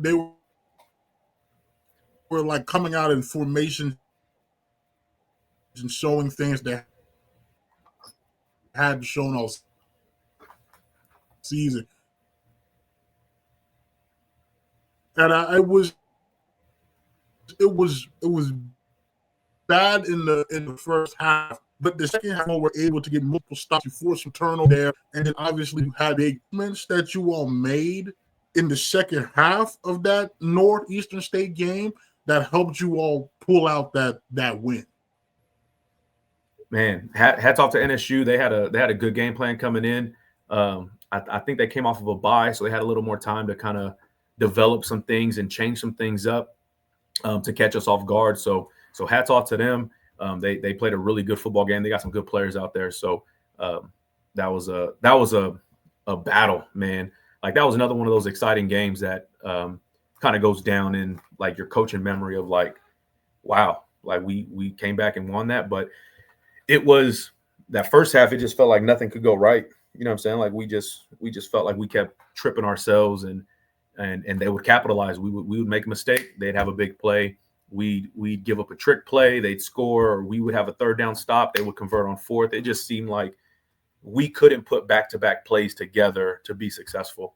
And it was like that for most of the game. We just happened to put a couple more plays together than they did to end the game to win that. But they came out with some new looks, and some of our adjustments in the back end were more so like gut check, right? Like who are we? Who we say we are? You know what I mean? Like who are we, right? Like, are you guys willing to go out like this? Are you guys willing to squander this season, this great start of a season? You guys are willing to squander it right now, and just revert to old ways, or just fall off, or not care, or not compete? Like that's not who we are. That's not what we've prepared to do. So again, it was a little bit of coaching. It was more so in that halftime, getting us back to basics and hey, let's one play at a time, right? Like let's not worry about what the score is right now at halftime.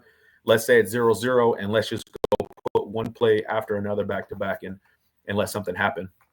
And again, that halftime talk was a lot of players, right? Like players stepping up and saying like, this isn't us, man. Like, you know what I'm saying? Great teams are player led. And I felt like we were a great player led team last year. So players stepped up. They had a lot of things to say, and coaches, we made minor adjustments. It was more so getting back to basics and trying to hone in instead of the game plan that we had for the offense that we saw.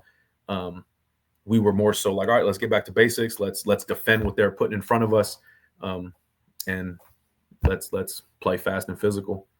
But yeah, hats off to those boys over there in Tahlequah. They showed up fast that day.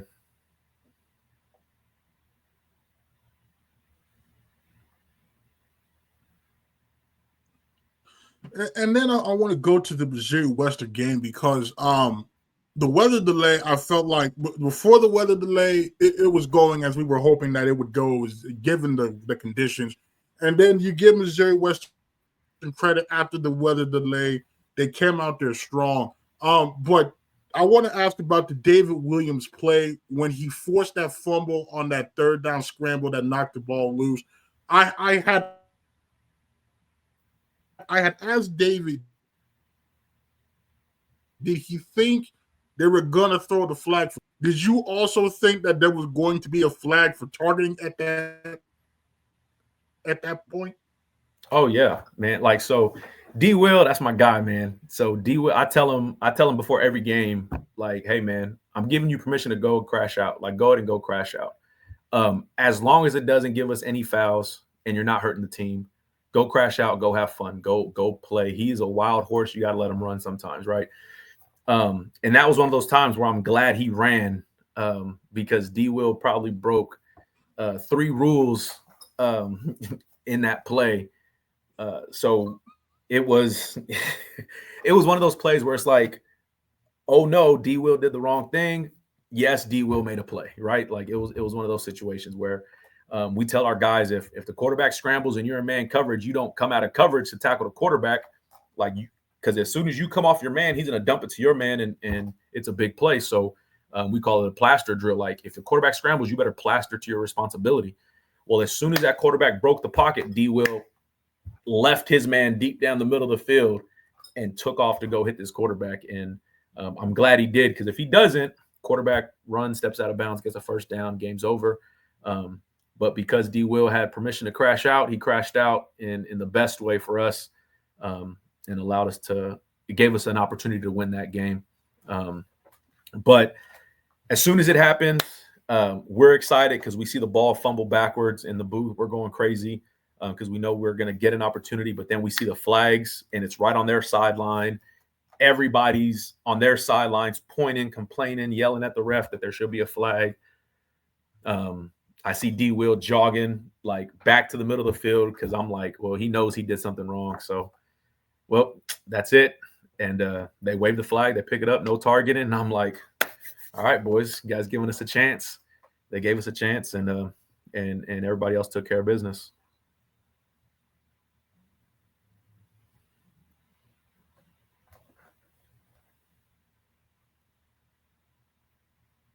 And to you all credit, you all did make the most of that because you ended up winning that game. Then you ended up after that Washburn game, where you had a share of the conference championship. And then we go to Emporia. Now, I was asked before the game at the tailgate was like, all right, which team are we going to get? Are we going to get the one that played the first half of the season, which is steamrolling guys, or are we going to get the one from the past handful of weeks? And I was like, well, from all indications, we would get the one from the first half of the season. Now, I did not expect defensively for you all to hold Emporia. I think it was like one first down in the first quarter. It got to a point where I kind of felt a little bit bad there for Gunnar Gundy, because I mean, it just seemed like as soon as the ball was snapped, the man was just either under duress or on the ground. Defensively, how are you all able to dominate so early in that football game? That was another one of those games that was the players had a chip on their shoulder and they kind of took it personal. And as a staff, we got a handful of former Hornets on staff here, Coach Swanson, Coach Brenningstool, now Coach Johnston. So we got a handful of guys that been down that way before. So it was a personal game for a lot of people. It was a game where it's like, you know what, like we want to beat these guys. They take pride in recruiting Oklahoma heavy. We want to take pride in beating them in Oklahoma kids. So it was a battle for that. It was a battle. It was personal. We had Oklahoma news reporters reporting on Gunnar Gundy all year and not mentioning anything about the Chos. So we wanted to, you know what I'm saying, that was personal. We wanted to make sure people knew about us then. And so it was one of those where there was a lot of little bulletin board material and things like that we wanted to make a statement. But that, like I said, that was another game that the players took over, man. The players, they felt personally attacked. Like we have an All-American quarterback and we have an All-American receiver, running back, middle linebacker. Like we have all these All-Americans having great seasons for a conference championship team. And the newspaper in Oklahoma wants to mention what Gunnar Gundy did the previous week. So a lot of those guys took it personal and they put that chip on their shoulder and they took over and they wanted to make a statement. And I thought they did early on. It was fun. It was a fun game. We give Coach Johnston, because he was coaching at Emporia State at that time, obviously. So we give him a lot of stuff because he messed up our headsets. So the first quarter, basically, we didn't have headsets. So Coach Swanson's running out. He's down on the field. Coach Curley's running down on the field. Me and Coach Pat are up in the booth like, do you know what that call was? I don't know what that call was. You know, I don't know. So we're just watching football. We were fans for the first quarter. But it was an exciting game. Those guys were, like I said, they put a chip on their shoulder. Those players took it personal, and they wanted to make a statement, knowing that we were headed into the playoffs the following week. So we wanted to look good.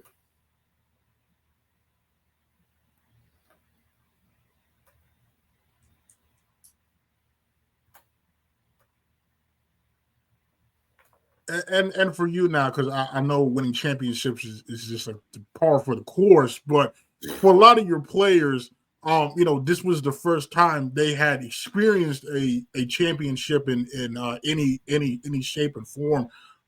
As a coach, like what kind of were you feeling when you saw the happiness and joy and the emotions on those guys' faces after that in a game? Man, it was awesome. I got one of my favorite pictures from the season. It's of I come down from the booth. Somebody just handed me the championship hat. I put it on, and the first person I see is Kobe Stevens, and it's like Kobe comes up, gives me a big hug, and I'm telling him thank you. He's telling me thank you, and it was just one of those, like, it was just gratitude across the board because, like I said, when I got here in that February, I saw how hard these guys were working. I saw how hungry these guys were to have success. You hear all the stuff of UCO is going to finish 7th. They're not good at this. They can't do that. They're never going to win this. They can't beat those teams. They can't do, you know what I'm saying? Like, you hear all that stuff, and those guys heard it, and they've heard it for years. You know what I'm saying? You look at guys like Kobe Stevens, who's been here multiple years, Dylan Buckeye, you know what I mean? J-Mo, like, those guys have heard it for years how UCO can't do it. And for them to put the work in, the grind in the off season, the no let up during the season, overcoming crazy situations and circumstances during the season, obstacles and adversity, and still coming out on top and going 10-1 in the conference that people said you weren't going to be able to do. It was like my heart was full for those guys because they've put in the work and the dedication, the blood, sweat, and tears, like literal blood, sweat, and tears, to see this program do that, and they accomplished it. So I had a lot of love and a lot of gratitude and thankfulness for those guys. I was extremely thankful that they were able to help me, you know what I'm saying, grow in this profession. But I was extremely excited for those guys to see them accomplish that goal that they set out to do. Like when we made that goal in the summertime or right before fall, hey, we want to win a conference championship. I'm sure that's every team's goal going into a season, but like to see these guys legit put the work in to accomplish that goal day in and day out, week in and week out. It was a blessing, man. It was awesome.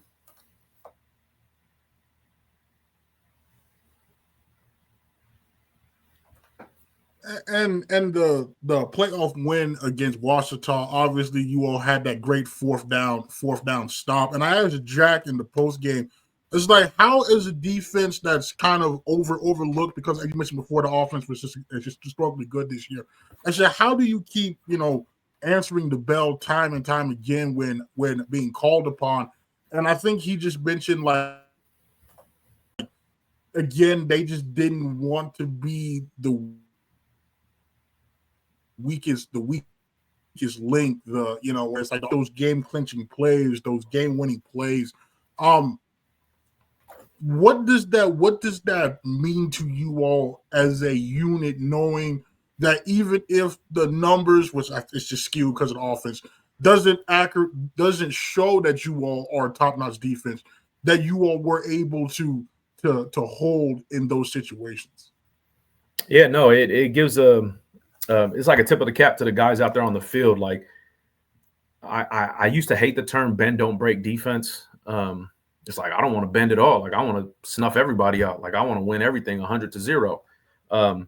But they're on scholarship too. You know what I mean? So like, they got players on scholarship and they got all conference and all American and stuff. So I get that. So the thing that kind of pointed to our guys being good is when we needed it, when we needed to make a stop, when we needed to make a play, when we needed that fourth down, when we needed a 3 and out, when we needed a turnover, like those guys showed up, right? Like there might be sometimes that during the game where we would stumble or slip, but when it came down to crunch time, when it was overtime games, the stops to go into overtime, those stops to get the ball back to the offense and let them do what they do, those guys showed up. And like Puckett said, man, like we don't want to be the weak link out there. We don't want to be – we want like UCO won in spite of the defense. Like, nah, that's not what we're looking for. We're looking to be a powerhouse of our own, and we want to make sure that we could go out there and dominate and win games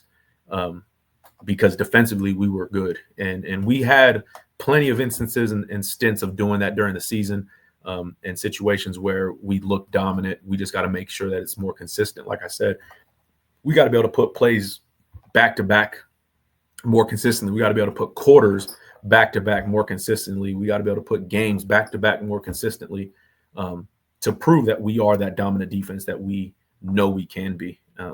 So it's just going to continue to take a little bit of work. But like I said, anytime the pressure built up, our guys answered the bell and they showed up and made a stop when we needed it, or made a play when we needed it.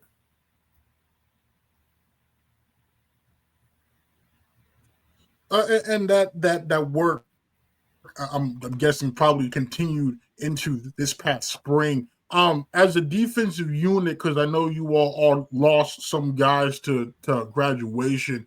How do you feel like you all did this spring and continuing to build off of last year and maybe getting some newer guys into the fold?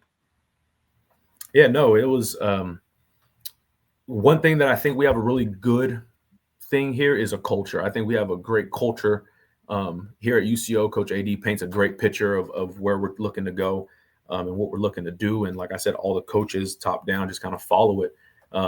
So I think when it came to recruiting and we were able to put these guys in the culture and the transfers and now the freshmen and everybody, they step in and they step foot in the culture, and we have a player-led team. It makes it easy as coaches. We don't have to coach the little things as hard. Like, we're focusing on it and we're paying attention, but the players are going to coach the little things. Like, they're going to get that stuff fixed. If you're supposed to have your meeting or your notebook at the meeting, your notebook's going to be there. You're supposed to have something to write with. You're going to have something to write with. The players take care of that to make sure that it's still a smooth sail. So the guys that we brought in the spring, they jumped right in. They bought in. They're all pulling in the same direction right now. It's been awesome to see the growth. Now we got a lot of returners coming back too.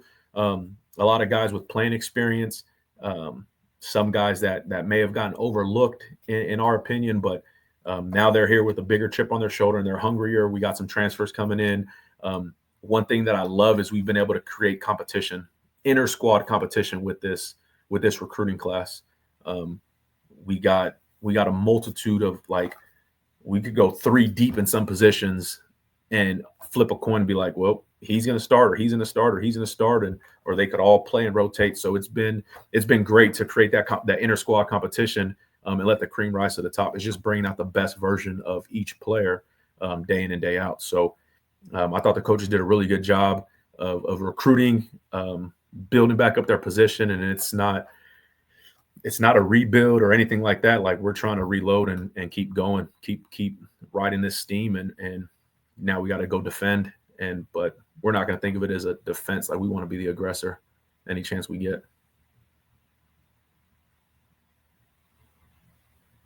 Well, before we get you out of here, even though I commend you for doing a good job of when I asked them to open to tell about yourself, because most of the guys, sometimes it's very tough. It'll be like, I'm Joe Blow, I'm a sophomore defensive end at UCO, and I'm a chemistry major. And I was like, well, I can go on Bronco Sports and find that, my guy. Like, yeah. This, oh yeah. Say anything else?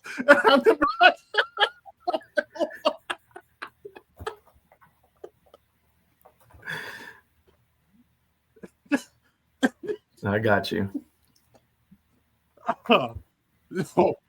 Yeah, no, I appreciate that. But okay. So you're now. I know you're a California guy, so I'm guessing I can kind of venture the answer to this question. But your favorite sports team, it can be any sport. Any sport, man. Probably the Dodgers, or it'd probably be the Raiders. I'm still gonna take football, so it'll be the Raiders, even though we haven't been relevant in the last 2 decades, roughly. That's still my go-to team. But any day that you see me outside the facility, I'm going to have some type of Dodger hat on or a minor league baseball team hat on, but I'm going to be repping the Dodgers most of the time.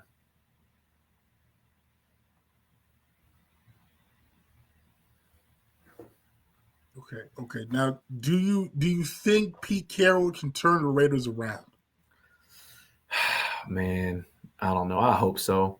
I just, man, coming into the office and listening to everybody else talk, you know what I'm saying? In Oklahoma, there's a bunch of Chiefs fans, man. Like, I don't know why.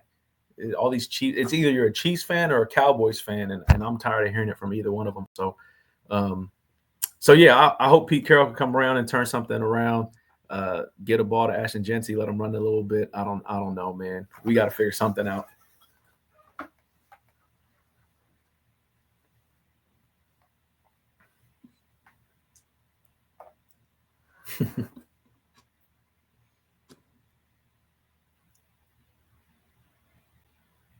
Yeah, like as a fan of the Steelers, I'm also not a Chiefs or Cowboys fan. Now, I will say though, it is nice every year when Dallas gets ran on in the playoffs, and they're all mad, and you can have a laugh and shit like, well, I don't know how you didn't see this coming, because it's really apparent. But yeah, it can get fun.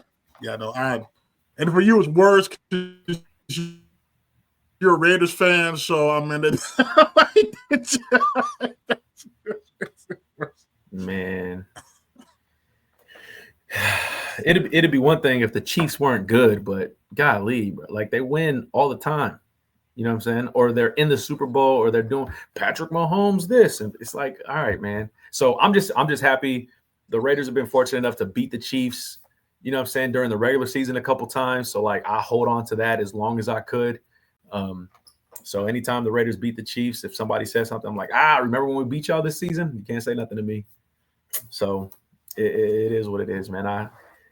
Usually on Sundays I focus on UCO football and not Raiders football, because it just breaks my heart.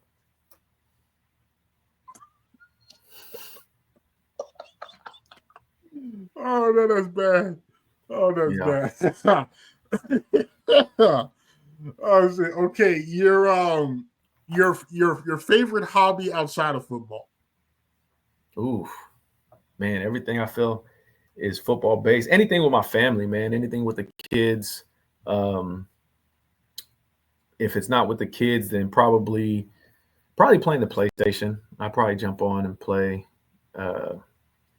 some college football or MLB The Show, something. Just try to take my mind off of things. But yeah, or cooking on the Blackstone. I've become a big fan of cooking on the Blackstone. Shout out to Coach Swanson.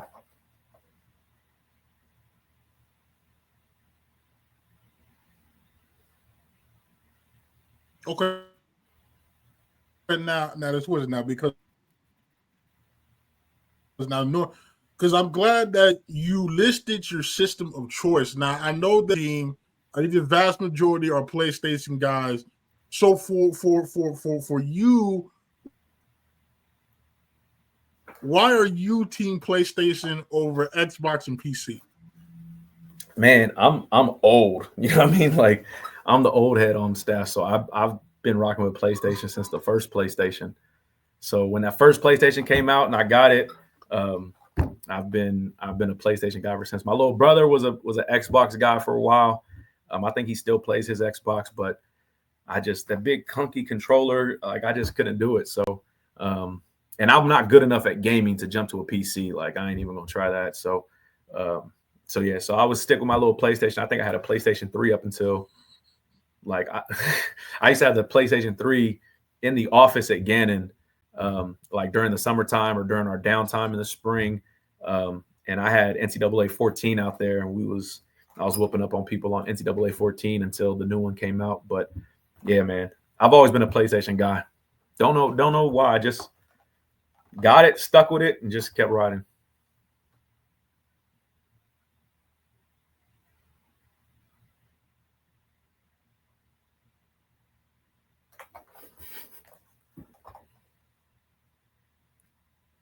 Now I gotta ask now, because when you play NCAA, so you actually approach it when you build your dynasty teams. Do you take the same approach as you do when you're like building your real team, or do you kind of like go a whole different direction? Like, how does that work virtually team building compared to you actually team building in real life? Nah, team building in the game, that's a cheat code, man. I just go down to Florida and I offer every 5-star in Florida at receiver, DB, running back, and I try to find the fastest guys I can, and then I just build it from there. So as long as I got a receiver that can run past the DB and I can throw a vert ball to, as long as I got a DB that can play man coverage and I got a running back that can run, I'm all right, man. So I'm just going to go to Florida and offer every 5-star and try to get them to Coastal Carolina or wherever my program is at the time and work my way up.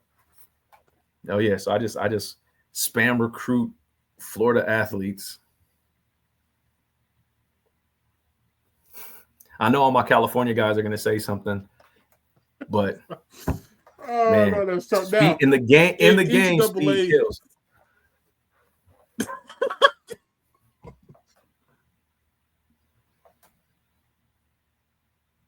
Well, okay, right, but like, there's 2 stars and 3 stars and 1 stars that have speed in the game. Like, we don't gotta just go for the 5-star. I mean, you could still realistically approach it and get speed. It might not be refined. Like, you might could find a receiver that has 4.4 speed that's a 1-star, but then they have like 60 excel and 58 catching and 45 route. But I mean, they have the speed, so like we don't you don't have to just.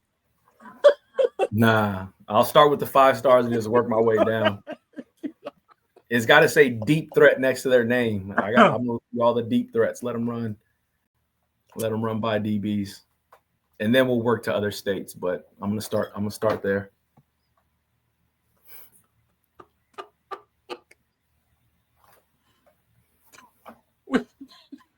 Well, with that now, okay. Now in 14 though, did you abuse the low lock cheese where like week 5 or 6, there's always some blue chippers that's not recruited and you can just easily offer them and get them. I'm gonna assume that you use that export, seeing how you recruiting 5 stars off rip regardless of where you are.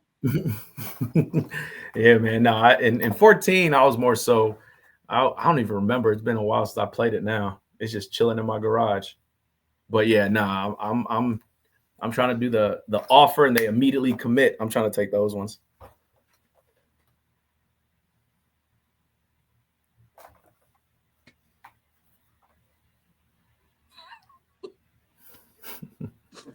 Oh, that's great. That's great. Now you also mentioned that you also enjoy cooking on the Blackstone. Now, what is your favorite thing to cook on the Blackstone? Man, I've been breakfast on the Blackstone is fire. You know what I'm saying? You get you some bacon, some pancakes, some eggs, you know what I'm saying? Cook it up on there. So breakfast on the Blackstone. For 4th of July, we did smash burgers on the Blackstone. You get a nice like a ribeye steak. You can do a nice little steak on the Blackstone. So anything along those lines, man, I'm all for it. Makes me feel like I'm at a hibachi bar or something. Yeah. Okay.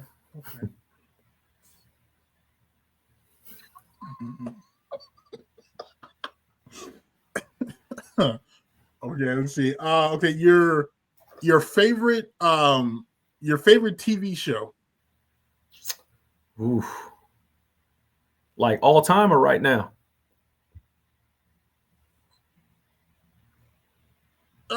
Either one.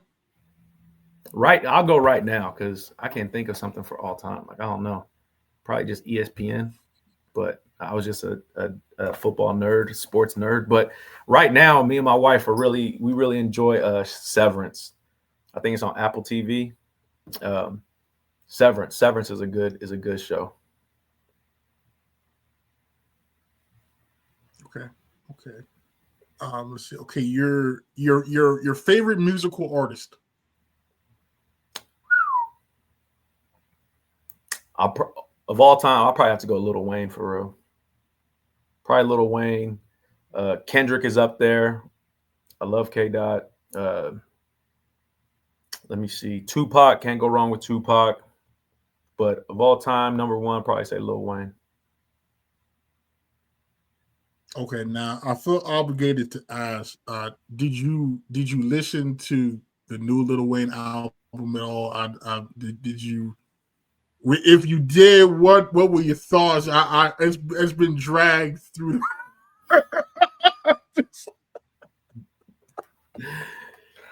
Nah, man. Nah, I didn't. Actually, I haven't. I have not listened to it at all. When it popped up, I heard everybody dragging it through the mud, and I was like, I'll wait. Because I don't want to just listen to, like, I need to sit down and listen to it. You know what I'm saying? So I'm waiting for a long car ride. Let me get a car ride somewhere, and I'll pop it in and listen to it. But maybe when I'm flying in a couple weeks, we get to go to California to go see some family. So maybe when I'm on the airplane, I might pop it in and listen to it a little bit.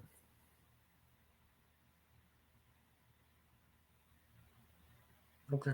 Okay. Yeah, I heard it's bad all the way around. Okay, now listen. Okay, now your favorite Lil Wayne.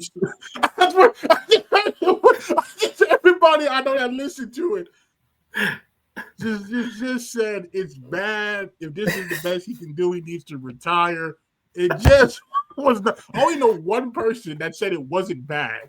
So No. I. All right.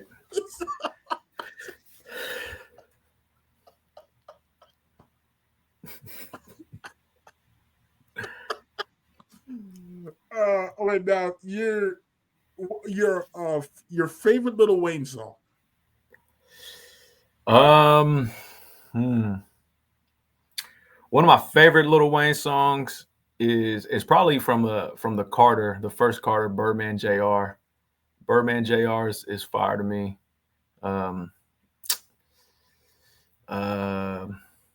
Man, yeah, Birdman Jr. is probably my favorite Lil Wayne song. That's a throwback. Okay, fair enough. Okay.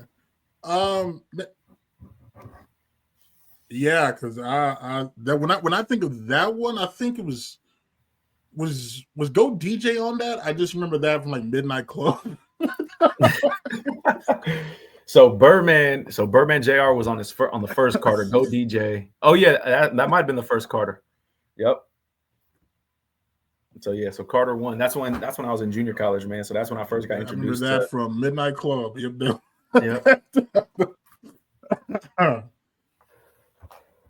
Okay. See. Now, when you were a player, in terms of gear, now were you like a J-Mo that dressed to the gills and had to have all the bands and the visors and the towels and the whatnot, or were you more of like I don't know, like a Kobe? I think he just had a towel and he might have wore some sleeves occasionally. Like where did you fall on the gear spectrum? I was so gear was a little different when I played. Like, guys are gonna clown me for this one, but it wasn't. So I was a half sleeves. You know what I'm saying? Half sleeves. They matched whatever color we had on. So in college we were black and gold. So if it was a home game, I had black sleeves. If it was on the road, I had white sleeves. Scrunch socks. I was a scrunch socks guy. So like calf high scrunch socks. And a visor, gloves and a visor. So pretty simple, but I thought it was pretty swaggy.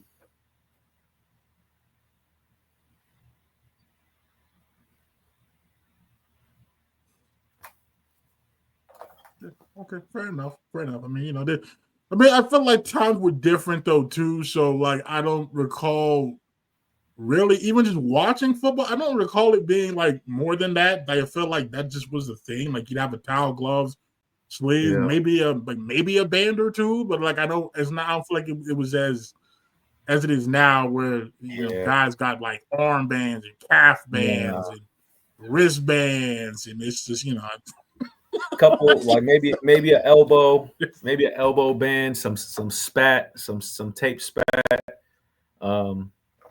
Back then, like especially like in high school, face masks, like we would spat up our face mask and put tape on our face mask. My back plate. So in high school, my back plate, I had it like tape designed or a new slogan on my back plate in high school. So I popped my jersey up and my back plate would say something new. But now you kids buy a back plate that says caution or mama, we made it, or like they have little slogans. Like I had to custom make mine every week.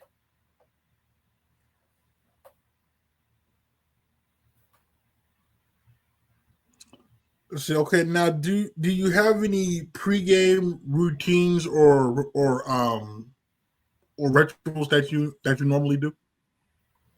Pregame, not necessarily. Pregame, but during the game, every game that I can remember my career coaching, I got some right here in my office. Every game, each quarter, I put in a new piece of bubble gum. So Hubba Bubba, man, come give me a NIL deal or something, man. But each quarter, I pop in a new piece of bubble gum. So I just chew bubble gum. You'll see me out there. If I'm on the sideline, like it could be a defensive series. Like I'll pop out, run to the sideline, throw it in the trash, pop a new one in. If I'm in the booth, I got them laid out in front of me. As soon as that quarter ends, I put a new one in. Can't be too early. Don't want to be too late. But yeah, that's my thing, man. I walk into every game. With I think like 6 pieces of bubble gum in my pocket. 1 for pregame, 4 for the game, and I have 1 extra piece just in case we go to overtime. So, bubble gum. So okay, so if you had to guesstimate that, about like how many packs of bubble gum do you think you go through during the course of a season? Well, you figure they come in what? They come in 6-packs, don't they? I think they come in little 6-packs. So if they come in 6-pack, that's 1 a game. So last year would have been 12. 13 would have been 11 and 2. So 13 packs of bubble gum in a season. And then I keep this on deck. Hold on. Oh yeah, shout out Double Bubble. Keep this on deck for practice. Right? That's right. That's right there in the office. Coaches come through. Hey, let me get a piece of bubble gum. I got you. That's right there in the office. So that's community bubble gum, man. I'll help you out. Now I just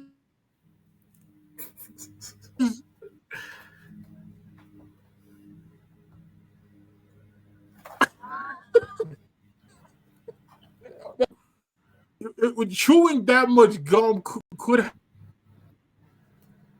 have a negative effect, though. Like, do you consider this though, like in the course of the gum chewing, or is this just like a willing sacrifice that you're willing to make to kind of ease yourself or provide comfort? Like, because I mean, I don't think chewing that much gum is supposed to be good for you, though. Yeah, I don't know, man. I'm sure the dentists, if any dentists go watch this, I'm sure they won't be happy. I might get a couple of phone calls from the dentist, but I go get my yearly checkups. You know what I'm saying? Twice a year I go to the dentist.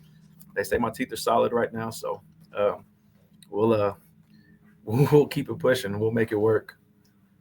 Until they tell me I can't chew my bubble gum, I'll stop chewing it.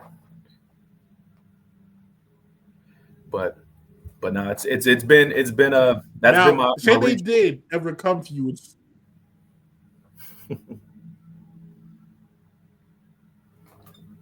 now say they did one day come to you and say, Coach, we just advise you don't chew any more gum. What would you assumption that it could no longer chew gum? Man, I gotta find a substitute, man. I don't know. That'd be a tough day. Not to chew gum. Not saying I'm addicted or anything. I'm just saying it's just been my habit, man. Chewing some bubble gum.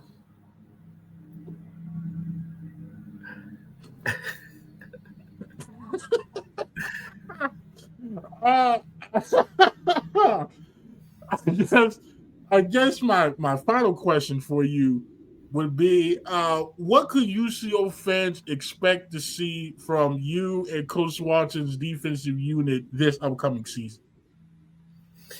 Man, hopefully you get a chance to see a lot of excitement. We tell the guys all the time we want runners and hitters, so we want to see a fast, physical brand of defense. We want to see guys excited. You're going to see a lot of guys are going to be excited to play defense here. There's going to be, I tell the dudes, run, hit, and celebrate. So you're going to see a lot of running, a lot of hitting, and a lot of celebrations. We want to incorporate the team when we celebrate. We want to celebrate with each other. So this year, hopefully, you see a lot of that, man. You see a lot of runners and hitters, and a lot of team celebrations. You'll see us throw it up, and we'll go and celebrate with each other and have a good time. So a lot of fun.